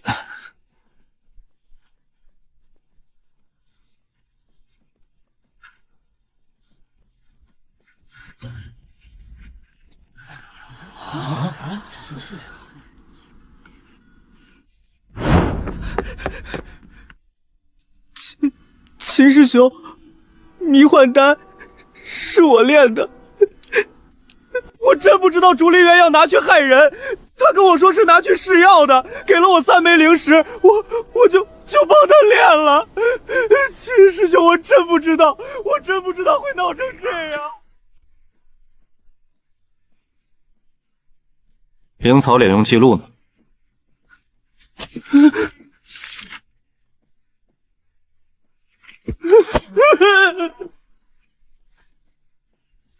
秦师兄，给你的。替竹林园炼迷幻丹的人，灵草利用记录也在。秦师兄，你为什么帮他？他欠我1颗6品药，他死了，谁还我？6品丹药。走。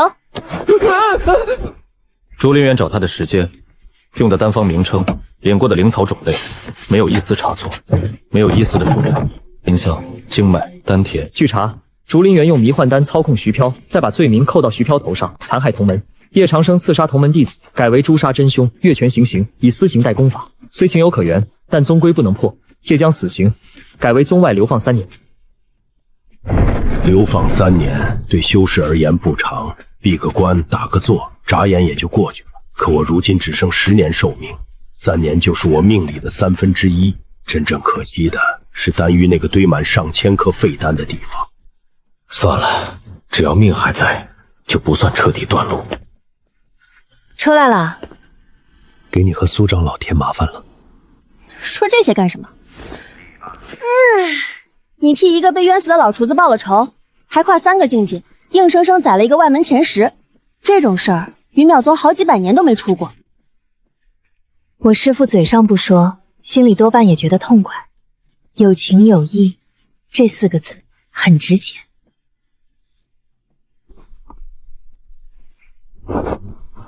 这是我师父的佩剑之一，名叫双痕，跟了他至少6、70年，一直被他见水温养着，现在已经是天阶中品。你一旦下山，就不在宗门庇护里了，外头什么人都有，散修、妖兽、盗匪，偏一点的地方还有魔修。师父说给你带件能用的家伙，起码别还没活到3年后就先死在外面。替我谢过苏长老，这份恩情我记住了。走吧，我送你到山脚。判了，流放3年。多谢。谢什么？谢你替我挡了宋文辰那一剑，若不是你，我现在已经和竹林院埋一起了。你欠我1颗6品丹药，我记得。欠债的人不能死，你死了谁还我？3年后6品丹药，我亲手送到你桌上。走吧，别耽误我推丹方。路上小心。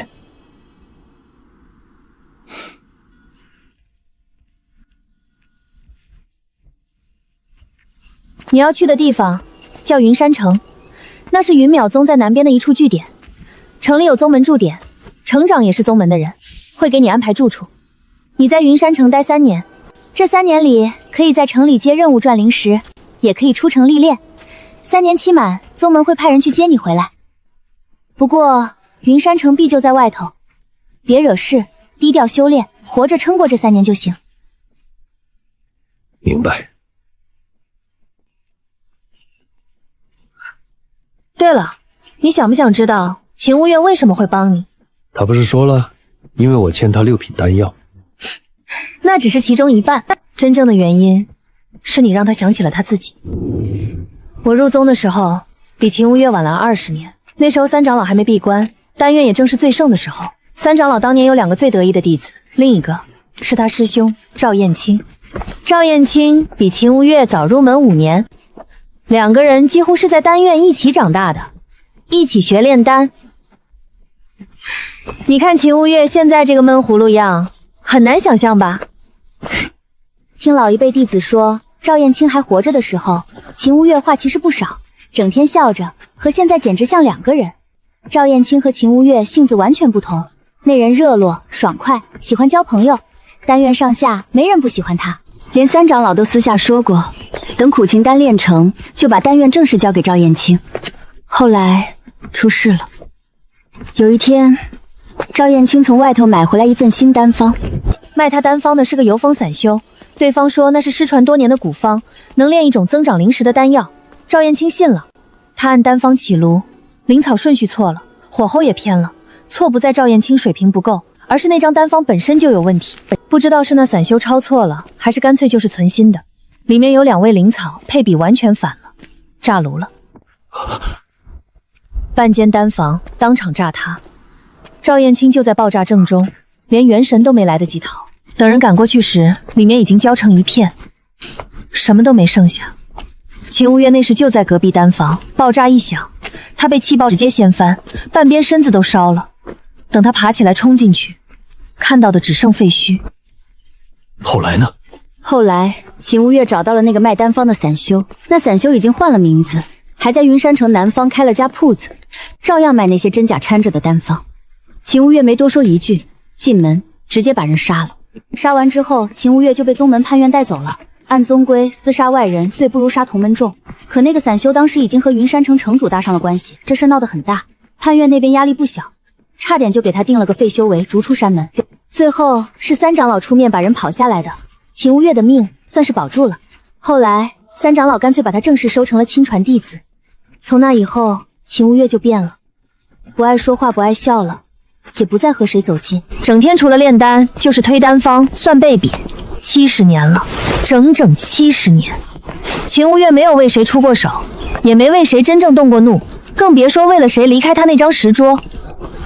直到你，70年来第2个为了义气去杀人的宗门弟子，就是你。我明白了。去吧，3年后见。行了行了，别整得跟生离死别一样，3年而已，一晃就没了。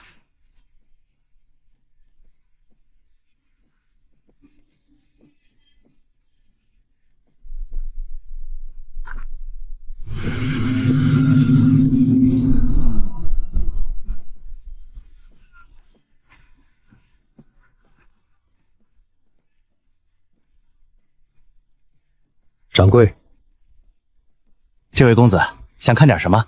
补气丹、养元散，小店里都有。虽然比不上大宗门里出的，但胜在价钱公道。有3品丹药吗？3品啊，公子说笑了。小店这样的小地方，哪儿进得过3品丹药？1品、2品倒是还有几瓶。公子要不先看看？哎呀，原来是云淼宗丹院的贵客，失敬失敬。小店镇店之宝3品转灵丹，转灵丹服下后3天内灵气吸收速度提升3成。这是我从南边一位丹师手里高价收来的，整个湖镇就这1颗。多少灵石？3000。多少？3000灵石。公子有所不知，宗外的3品丹药可和宗门里不一样，货少路险，运来也麻烦，价钱自然就……这东西在云淼宗里最多卖300-400灵石，公子说的是宗门里的价，宗门里有丹院，有丹师，还有稳定灵草来源，成本自然压得住。可我们这种小地方，灵草得从药商手里收，炼丹还得请外面散修丹师出手，再加上运费、护送费、折损费，3000灵石真不算黑了。掌柜，你们这里收丹药吗？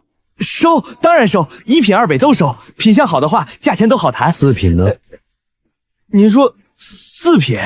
对，4品丹药，你收不收？公子，您说的是真的？4品？仙长说笑了，咱这小铺子1年到头都未必见得着1回4品丹药。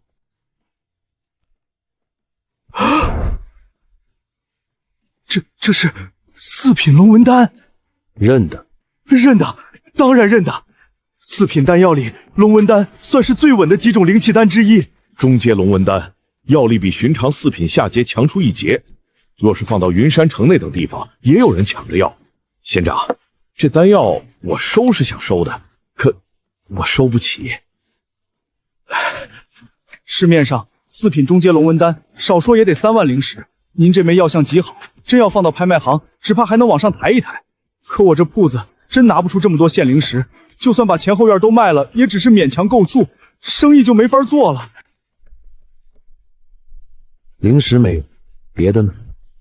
仙长的意思是，废丹、顶级灵草、灵药，你这里有多少，我都可以看看。有，自然有。仙长，请随我来。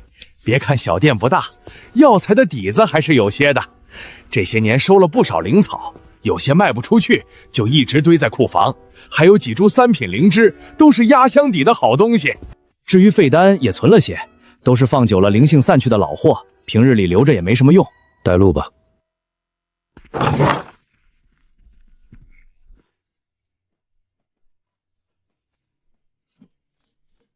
仙长，您请看。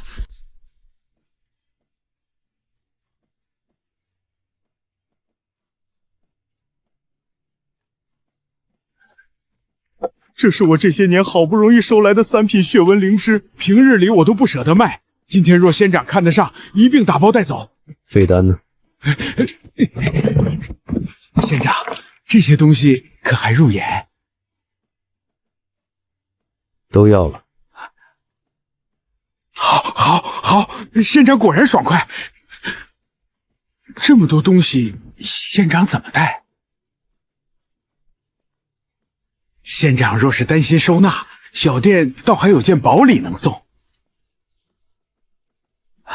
这是枚下品纳戒，里头空间不大，装这些草药倒也够用，放在外面也值几百灵石。今日这桩买卖做得痛快，我定当结个善缘，送与仙长了。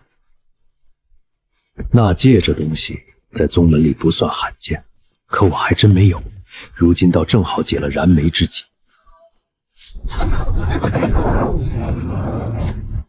这一趟值了。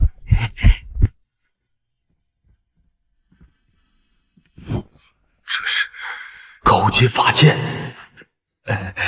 仙长，您腰间这柄剑可愿出手？不卖。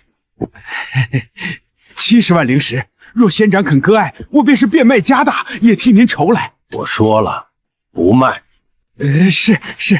是我唐突了。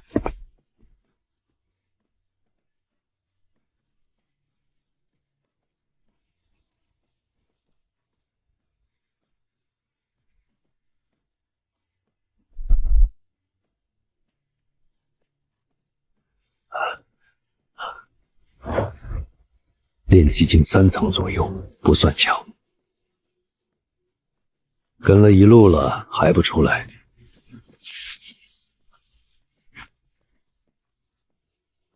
老东西倒还警觉，一路跟着我是宗本派来的。哼，宗门？你想得倒远，哥儿几个可没那福费给仙宗办差。不过你想活命，倒也简单，把腰上那把剑留下，还有你身上的丹药、灵石、纳戒都交出来。哥儿几个心情好了，说不定能给你留个全尸。原来是店里的人，知道了又如何？你们3个敢在云淼宗势力边缘劫杀宗门弟子，是觉得我死在林子里就没人知道。老头，你活着回去才叫麻烦，死了事情就干净了。你教不教，最后都一样，只是教了能少吃点苦头。好，算你识相。炼气武堂。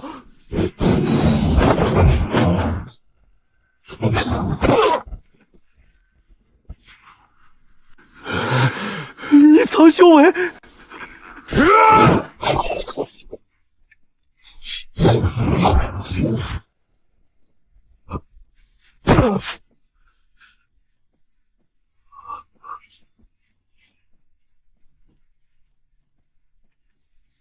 我这一生被夺过仙嘴，埋过坟，做过几十年凡人，受尽白眼，受尽拖累，能活到今天，靠的从来不是运气，而是咬着牙从泥里一点点爬出来。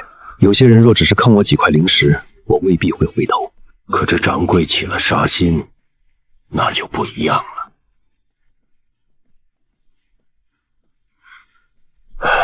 将空心气要回炼气2层。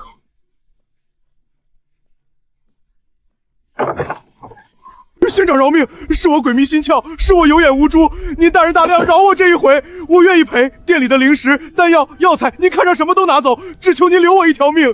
这条线上还有多少像你这样的店？仙长，我有几家，仿镇南头卖符的，东街卖兽皮的，还有隔壁那家客栈，平里都做些见不得人的买卖，遇到肥羊就互相通气，有人下手，有人收赃，有人帮着压消息。谁在背后收？城外有个小帮派叫黑鼠帮，平常不露面，可我们几家铺子弄来的东西大多都送到他们手里，他们再往别处散，查都查不到根儿。县长，我知道的都说了，我只是个跑腿的，真没那么大能耐。您若留我一命，给您当牛做马都行。带我去仓库暗室。暗室？你这种人不会只在明面上做生意，前头带路。外门弟子只能进第1层，一次最多借2部功法，10日内归还。别碰架子上的红铅功法，那些是内门专属。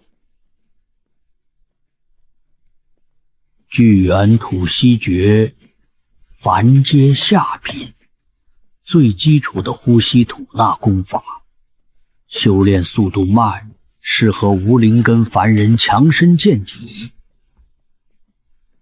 玄水诀，凡阶上品，水属性攻击功法，我不是水灵根用不了。烈火掌，凡阶中品，火属性功法，同样用不了。第1层的功法果然都是糊弄人的。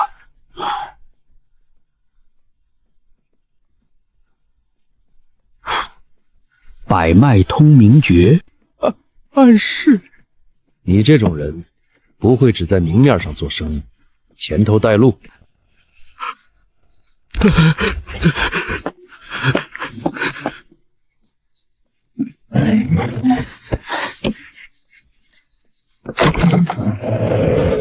县长就在下面，下去。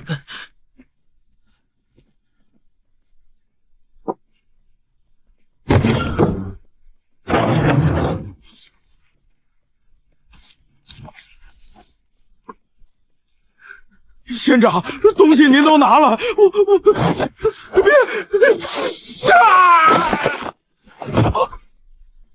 给你个痛快算便宜。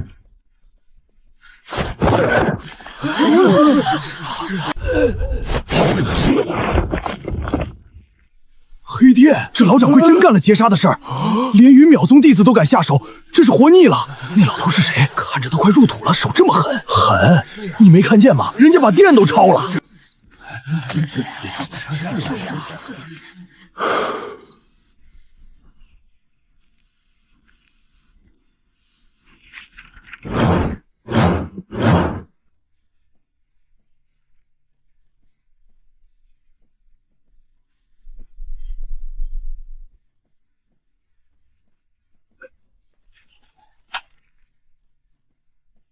3126枚，2件下品法器，1把短戟，1面青铜圆盾，几瓶1、2品丹药，有补气的，有疗伤的，还有1瓶低阶回灵丹。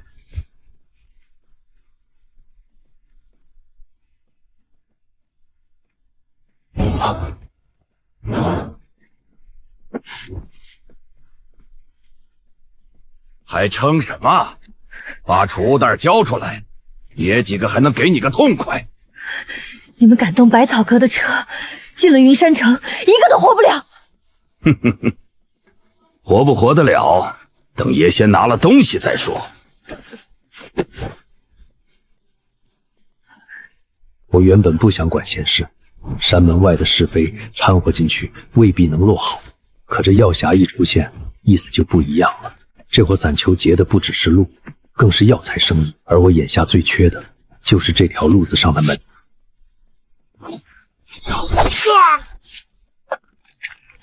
谁？打劫打到丹药生意头上，谁给你们的胆子？几个老货也敢装神弄鬼？小心！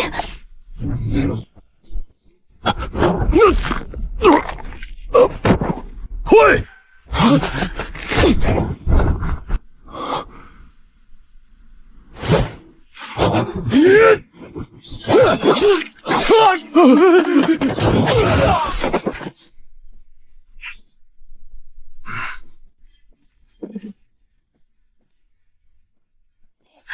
多谢前辈出手相救。前辈谈不上。无论如何，今日若非阁下，我怕是已经死在这儿了。我叫顾清堂，云山城百草阁的人。你的东西。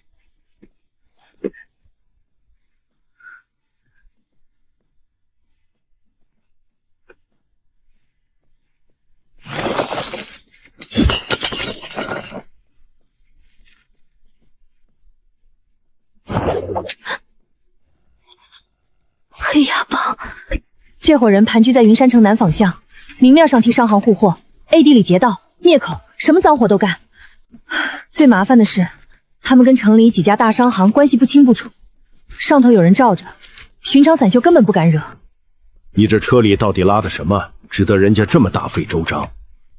赤纹参须草，3品灵药，炼制5品冲脉丹的主要之一。这主要的品相放在云山城这种地方，绝对是镇阁级别的宝贝。此药是百草阁花大价钱从外域药商手里收来的，要送给城中一位合作的炼丹师。若是丢了，不光是上千灵石打了水漂，更会彻底得罪那位丹师。在云山城，能炼3品丹药的丹师，一只手都数得过来，得罪一个，后果不堪设想。如果用左手去提纯这株3品灵药，炼出来的冲脉丹药效能到什么地步？用完整的3品药材提品和用废丹融合提品，效果差距又有多大？但现在还不是亮底牌的时候，先把伤稳住。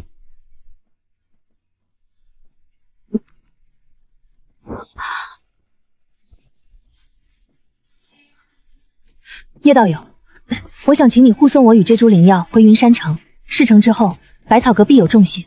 我只是路过。除了临时酬劳，我可以用百草阁管事的身份为你开一个长期供货的渠道。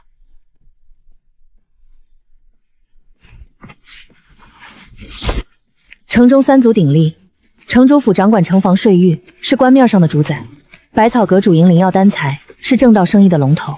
而黑市商盟则把控着所有见不得光的资源流通，3方势力之下还养着大大小小的帮派和散修团伙，看着规矩森严，水底下全是吃人的暗流。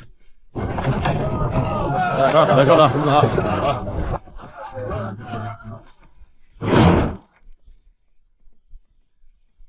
叶道友，有件事我必须提前跟你说清楚。今天你杀了黑牙帮的人，进了城，无论谁问起，都千万不能承认。黑牙帮的帮主是筑基修士，而他背后站着的那个人，在内城那一位，就连我姑姑都不愿轻易得罪。我记住了。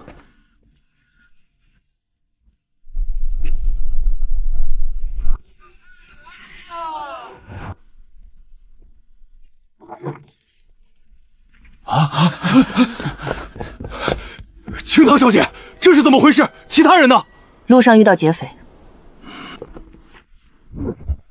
这位是叶道友，我的救命恩人，将那株赤纹参须草立刻送入密库，去请阁主来后堂。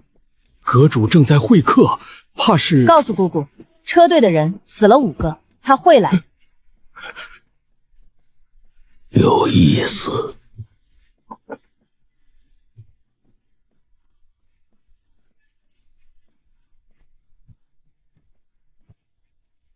筑基中期，甚至更高。叶道友从何处来？走动，居无定所。走的哪条路？官道转山渡，抄的近路。平日里做什么营生？什么都做一点，混口饭吃。句句是试探，叶长生句句都接得滴水不漏。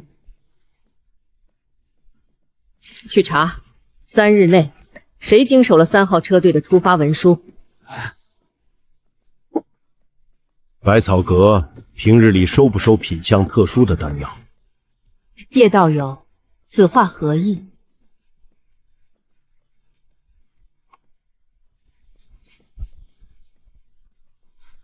？4品固元丹。这丹药是道友亲手炼制的，来路干净，货真价实，这样的东西我手里不止1枚。叶道友，看来我们的谢礼得重新谈谈了。顾阁主不急，先说说你们现在最缺什么品阶的丹药。青霜，你也出去。姑姑，出去。是。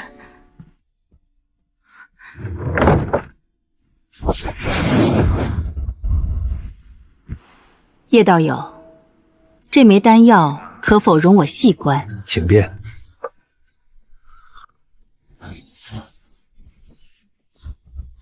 灵力内敛，圆融无瑕，这绝不是普通4品丹师能有的手笔。丹纹成网，灵力内蕴，这药力之凝实，几乎已经逼近4品中阶了。云山城方圆100里能炼制4品丹药的丹师，我顾晚州基本都认得。他们大多被城主府或几家大商盟供奉着，就算有丹药流出，也绝不会是这等品相的真品。敢问道友，这枚丹药究竟从何而来？顾阁主是生意人，应该明白，有时候货的来路没有货本身重要。好，这枚4品固元丹，我百草阁愿以35000灵石收购，道友以为如何？除此之外，我愿赠叶道友1块百草阁的客渊令牌，凭此令，今后在云山城内任何一家分阁购买灵药、租住洞府、雇佣护卫，皆可享受8折内价。顾阁主诚意十足，叶某却有个不情之请。道友请讲。灵石我不需要那么多，我想用一部分灵石换一间清静些的住处，再换一批百草阁库存里那些卖不出去的灵药。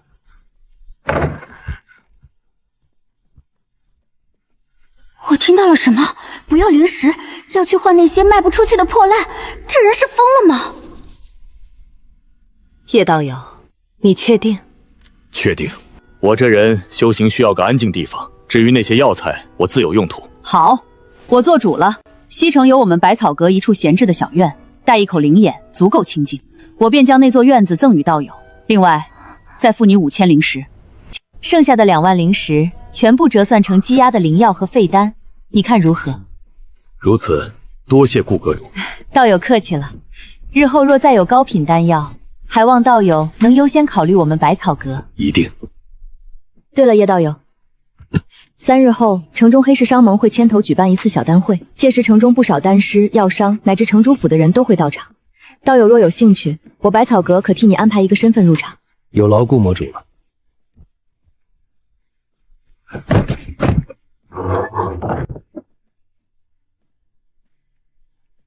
这是炼制清心丹失败后剩下的药渣，药性流失了7、8成，在任何丹师眼里都一文不值。好东西都是好东西啊！百草阁不愧是云山城3大商行之一，底蕴深厚。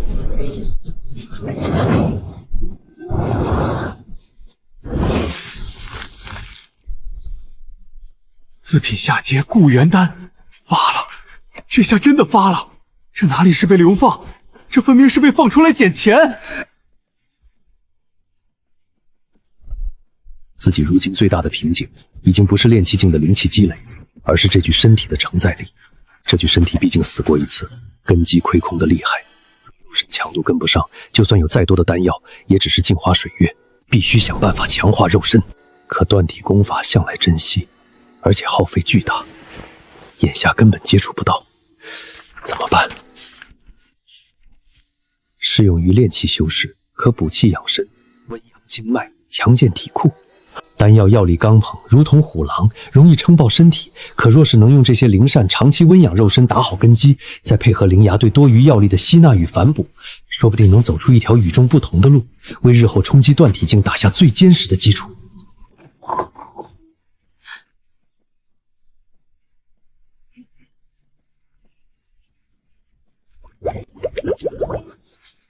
叶前辈，你这是在炼丹，还是在煮自己？这叫十步。叶前辈，3日后的小丹会由黑市商盟牵头，城中大小炼丹师和药商都会到场，更有来自邻近势力之人参与。姑姑叮嘱，让前辈务必小心，勿要轻易暴露自身底细。好的。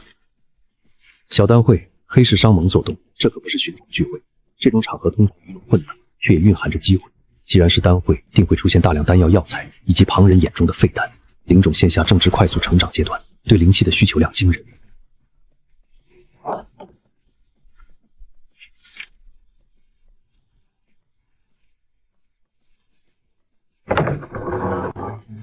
走吧，叶前辈。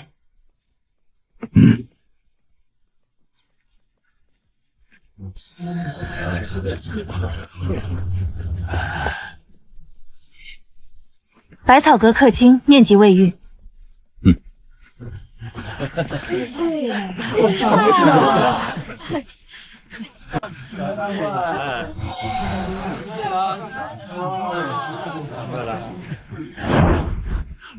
这垃圾什么问题？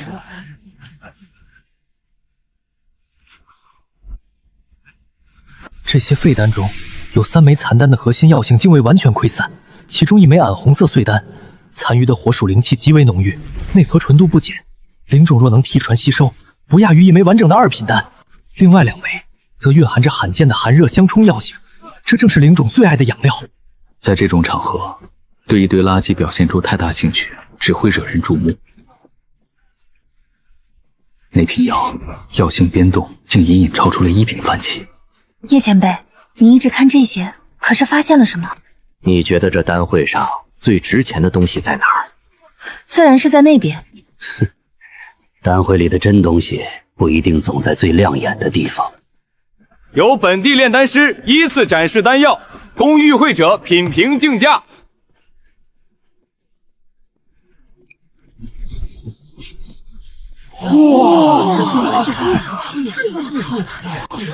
此丹以9味主药、6味辅药精炼，成丹率30%有余，药香凝而不散，丹纹走势完整，已达3品中阶门槛。赵丹师的手艺，云山城中怕是无人能及。这丹纹密度离3品上阶也不远了吧？好丹，不愧是赵丹师。过奖过奖。叶前辈觉得这丹如何？这丹外强中干，丹纹确实完整，可丹心处的灵气有一层细微断裂，这说明凝丹最后阶段的火候失衡。所谓的丹香凝而不散，其实是内部灵气控制不住，再往外溢散。哇，2000灵石，赵大师的丹药那可是有价无市啊！更关键的是，有味辅药的比例过高，导致药性偏燥，短期服用或感灵气充盈，久服之下，燥性会在经脉中累积，轻则修为停滞，重则经脉受损。这种货色在真懂行的人眼里，最多算3品下阶，还是带隐患的那种。你们云山城的人平时都这么好骗吗？不好。这位道友，方才可是对我这枚聚元丹有什么高见？哦，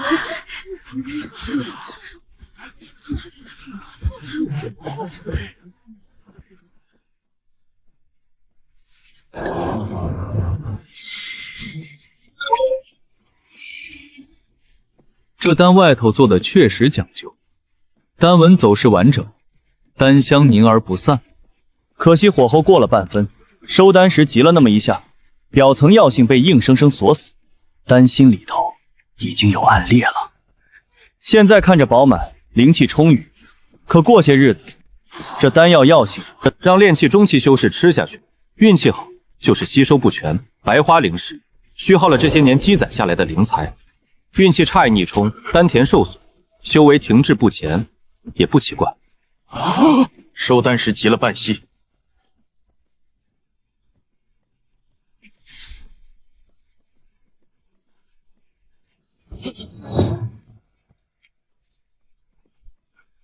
这老兄说的8成是真的，这真有暗恋。这单我真的120灵石，谁要是买了？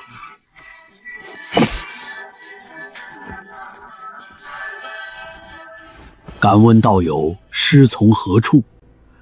这等断丹眼力，老朽行走云山城20余年，少见。陈前辈过誉了，算不得什么师承，就是年纪大了，吃过的废丹多，见过的烂药不少，自然就看得准些。是废丹吃出来的眼力，这什么路子？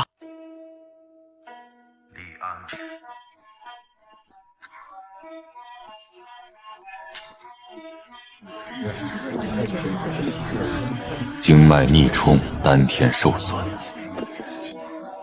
人家确实一眼看出来了，陈半炉都验过了，还有什么好说的？这人到底什么来头？不知道，好像是百草阁带来的吧？百草阁什么时候有这号人物了？你之前怎么没跟我说过，你能看3品成品丹？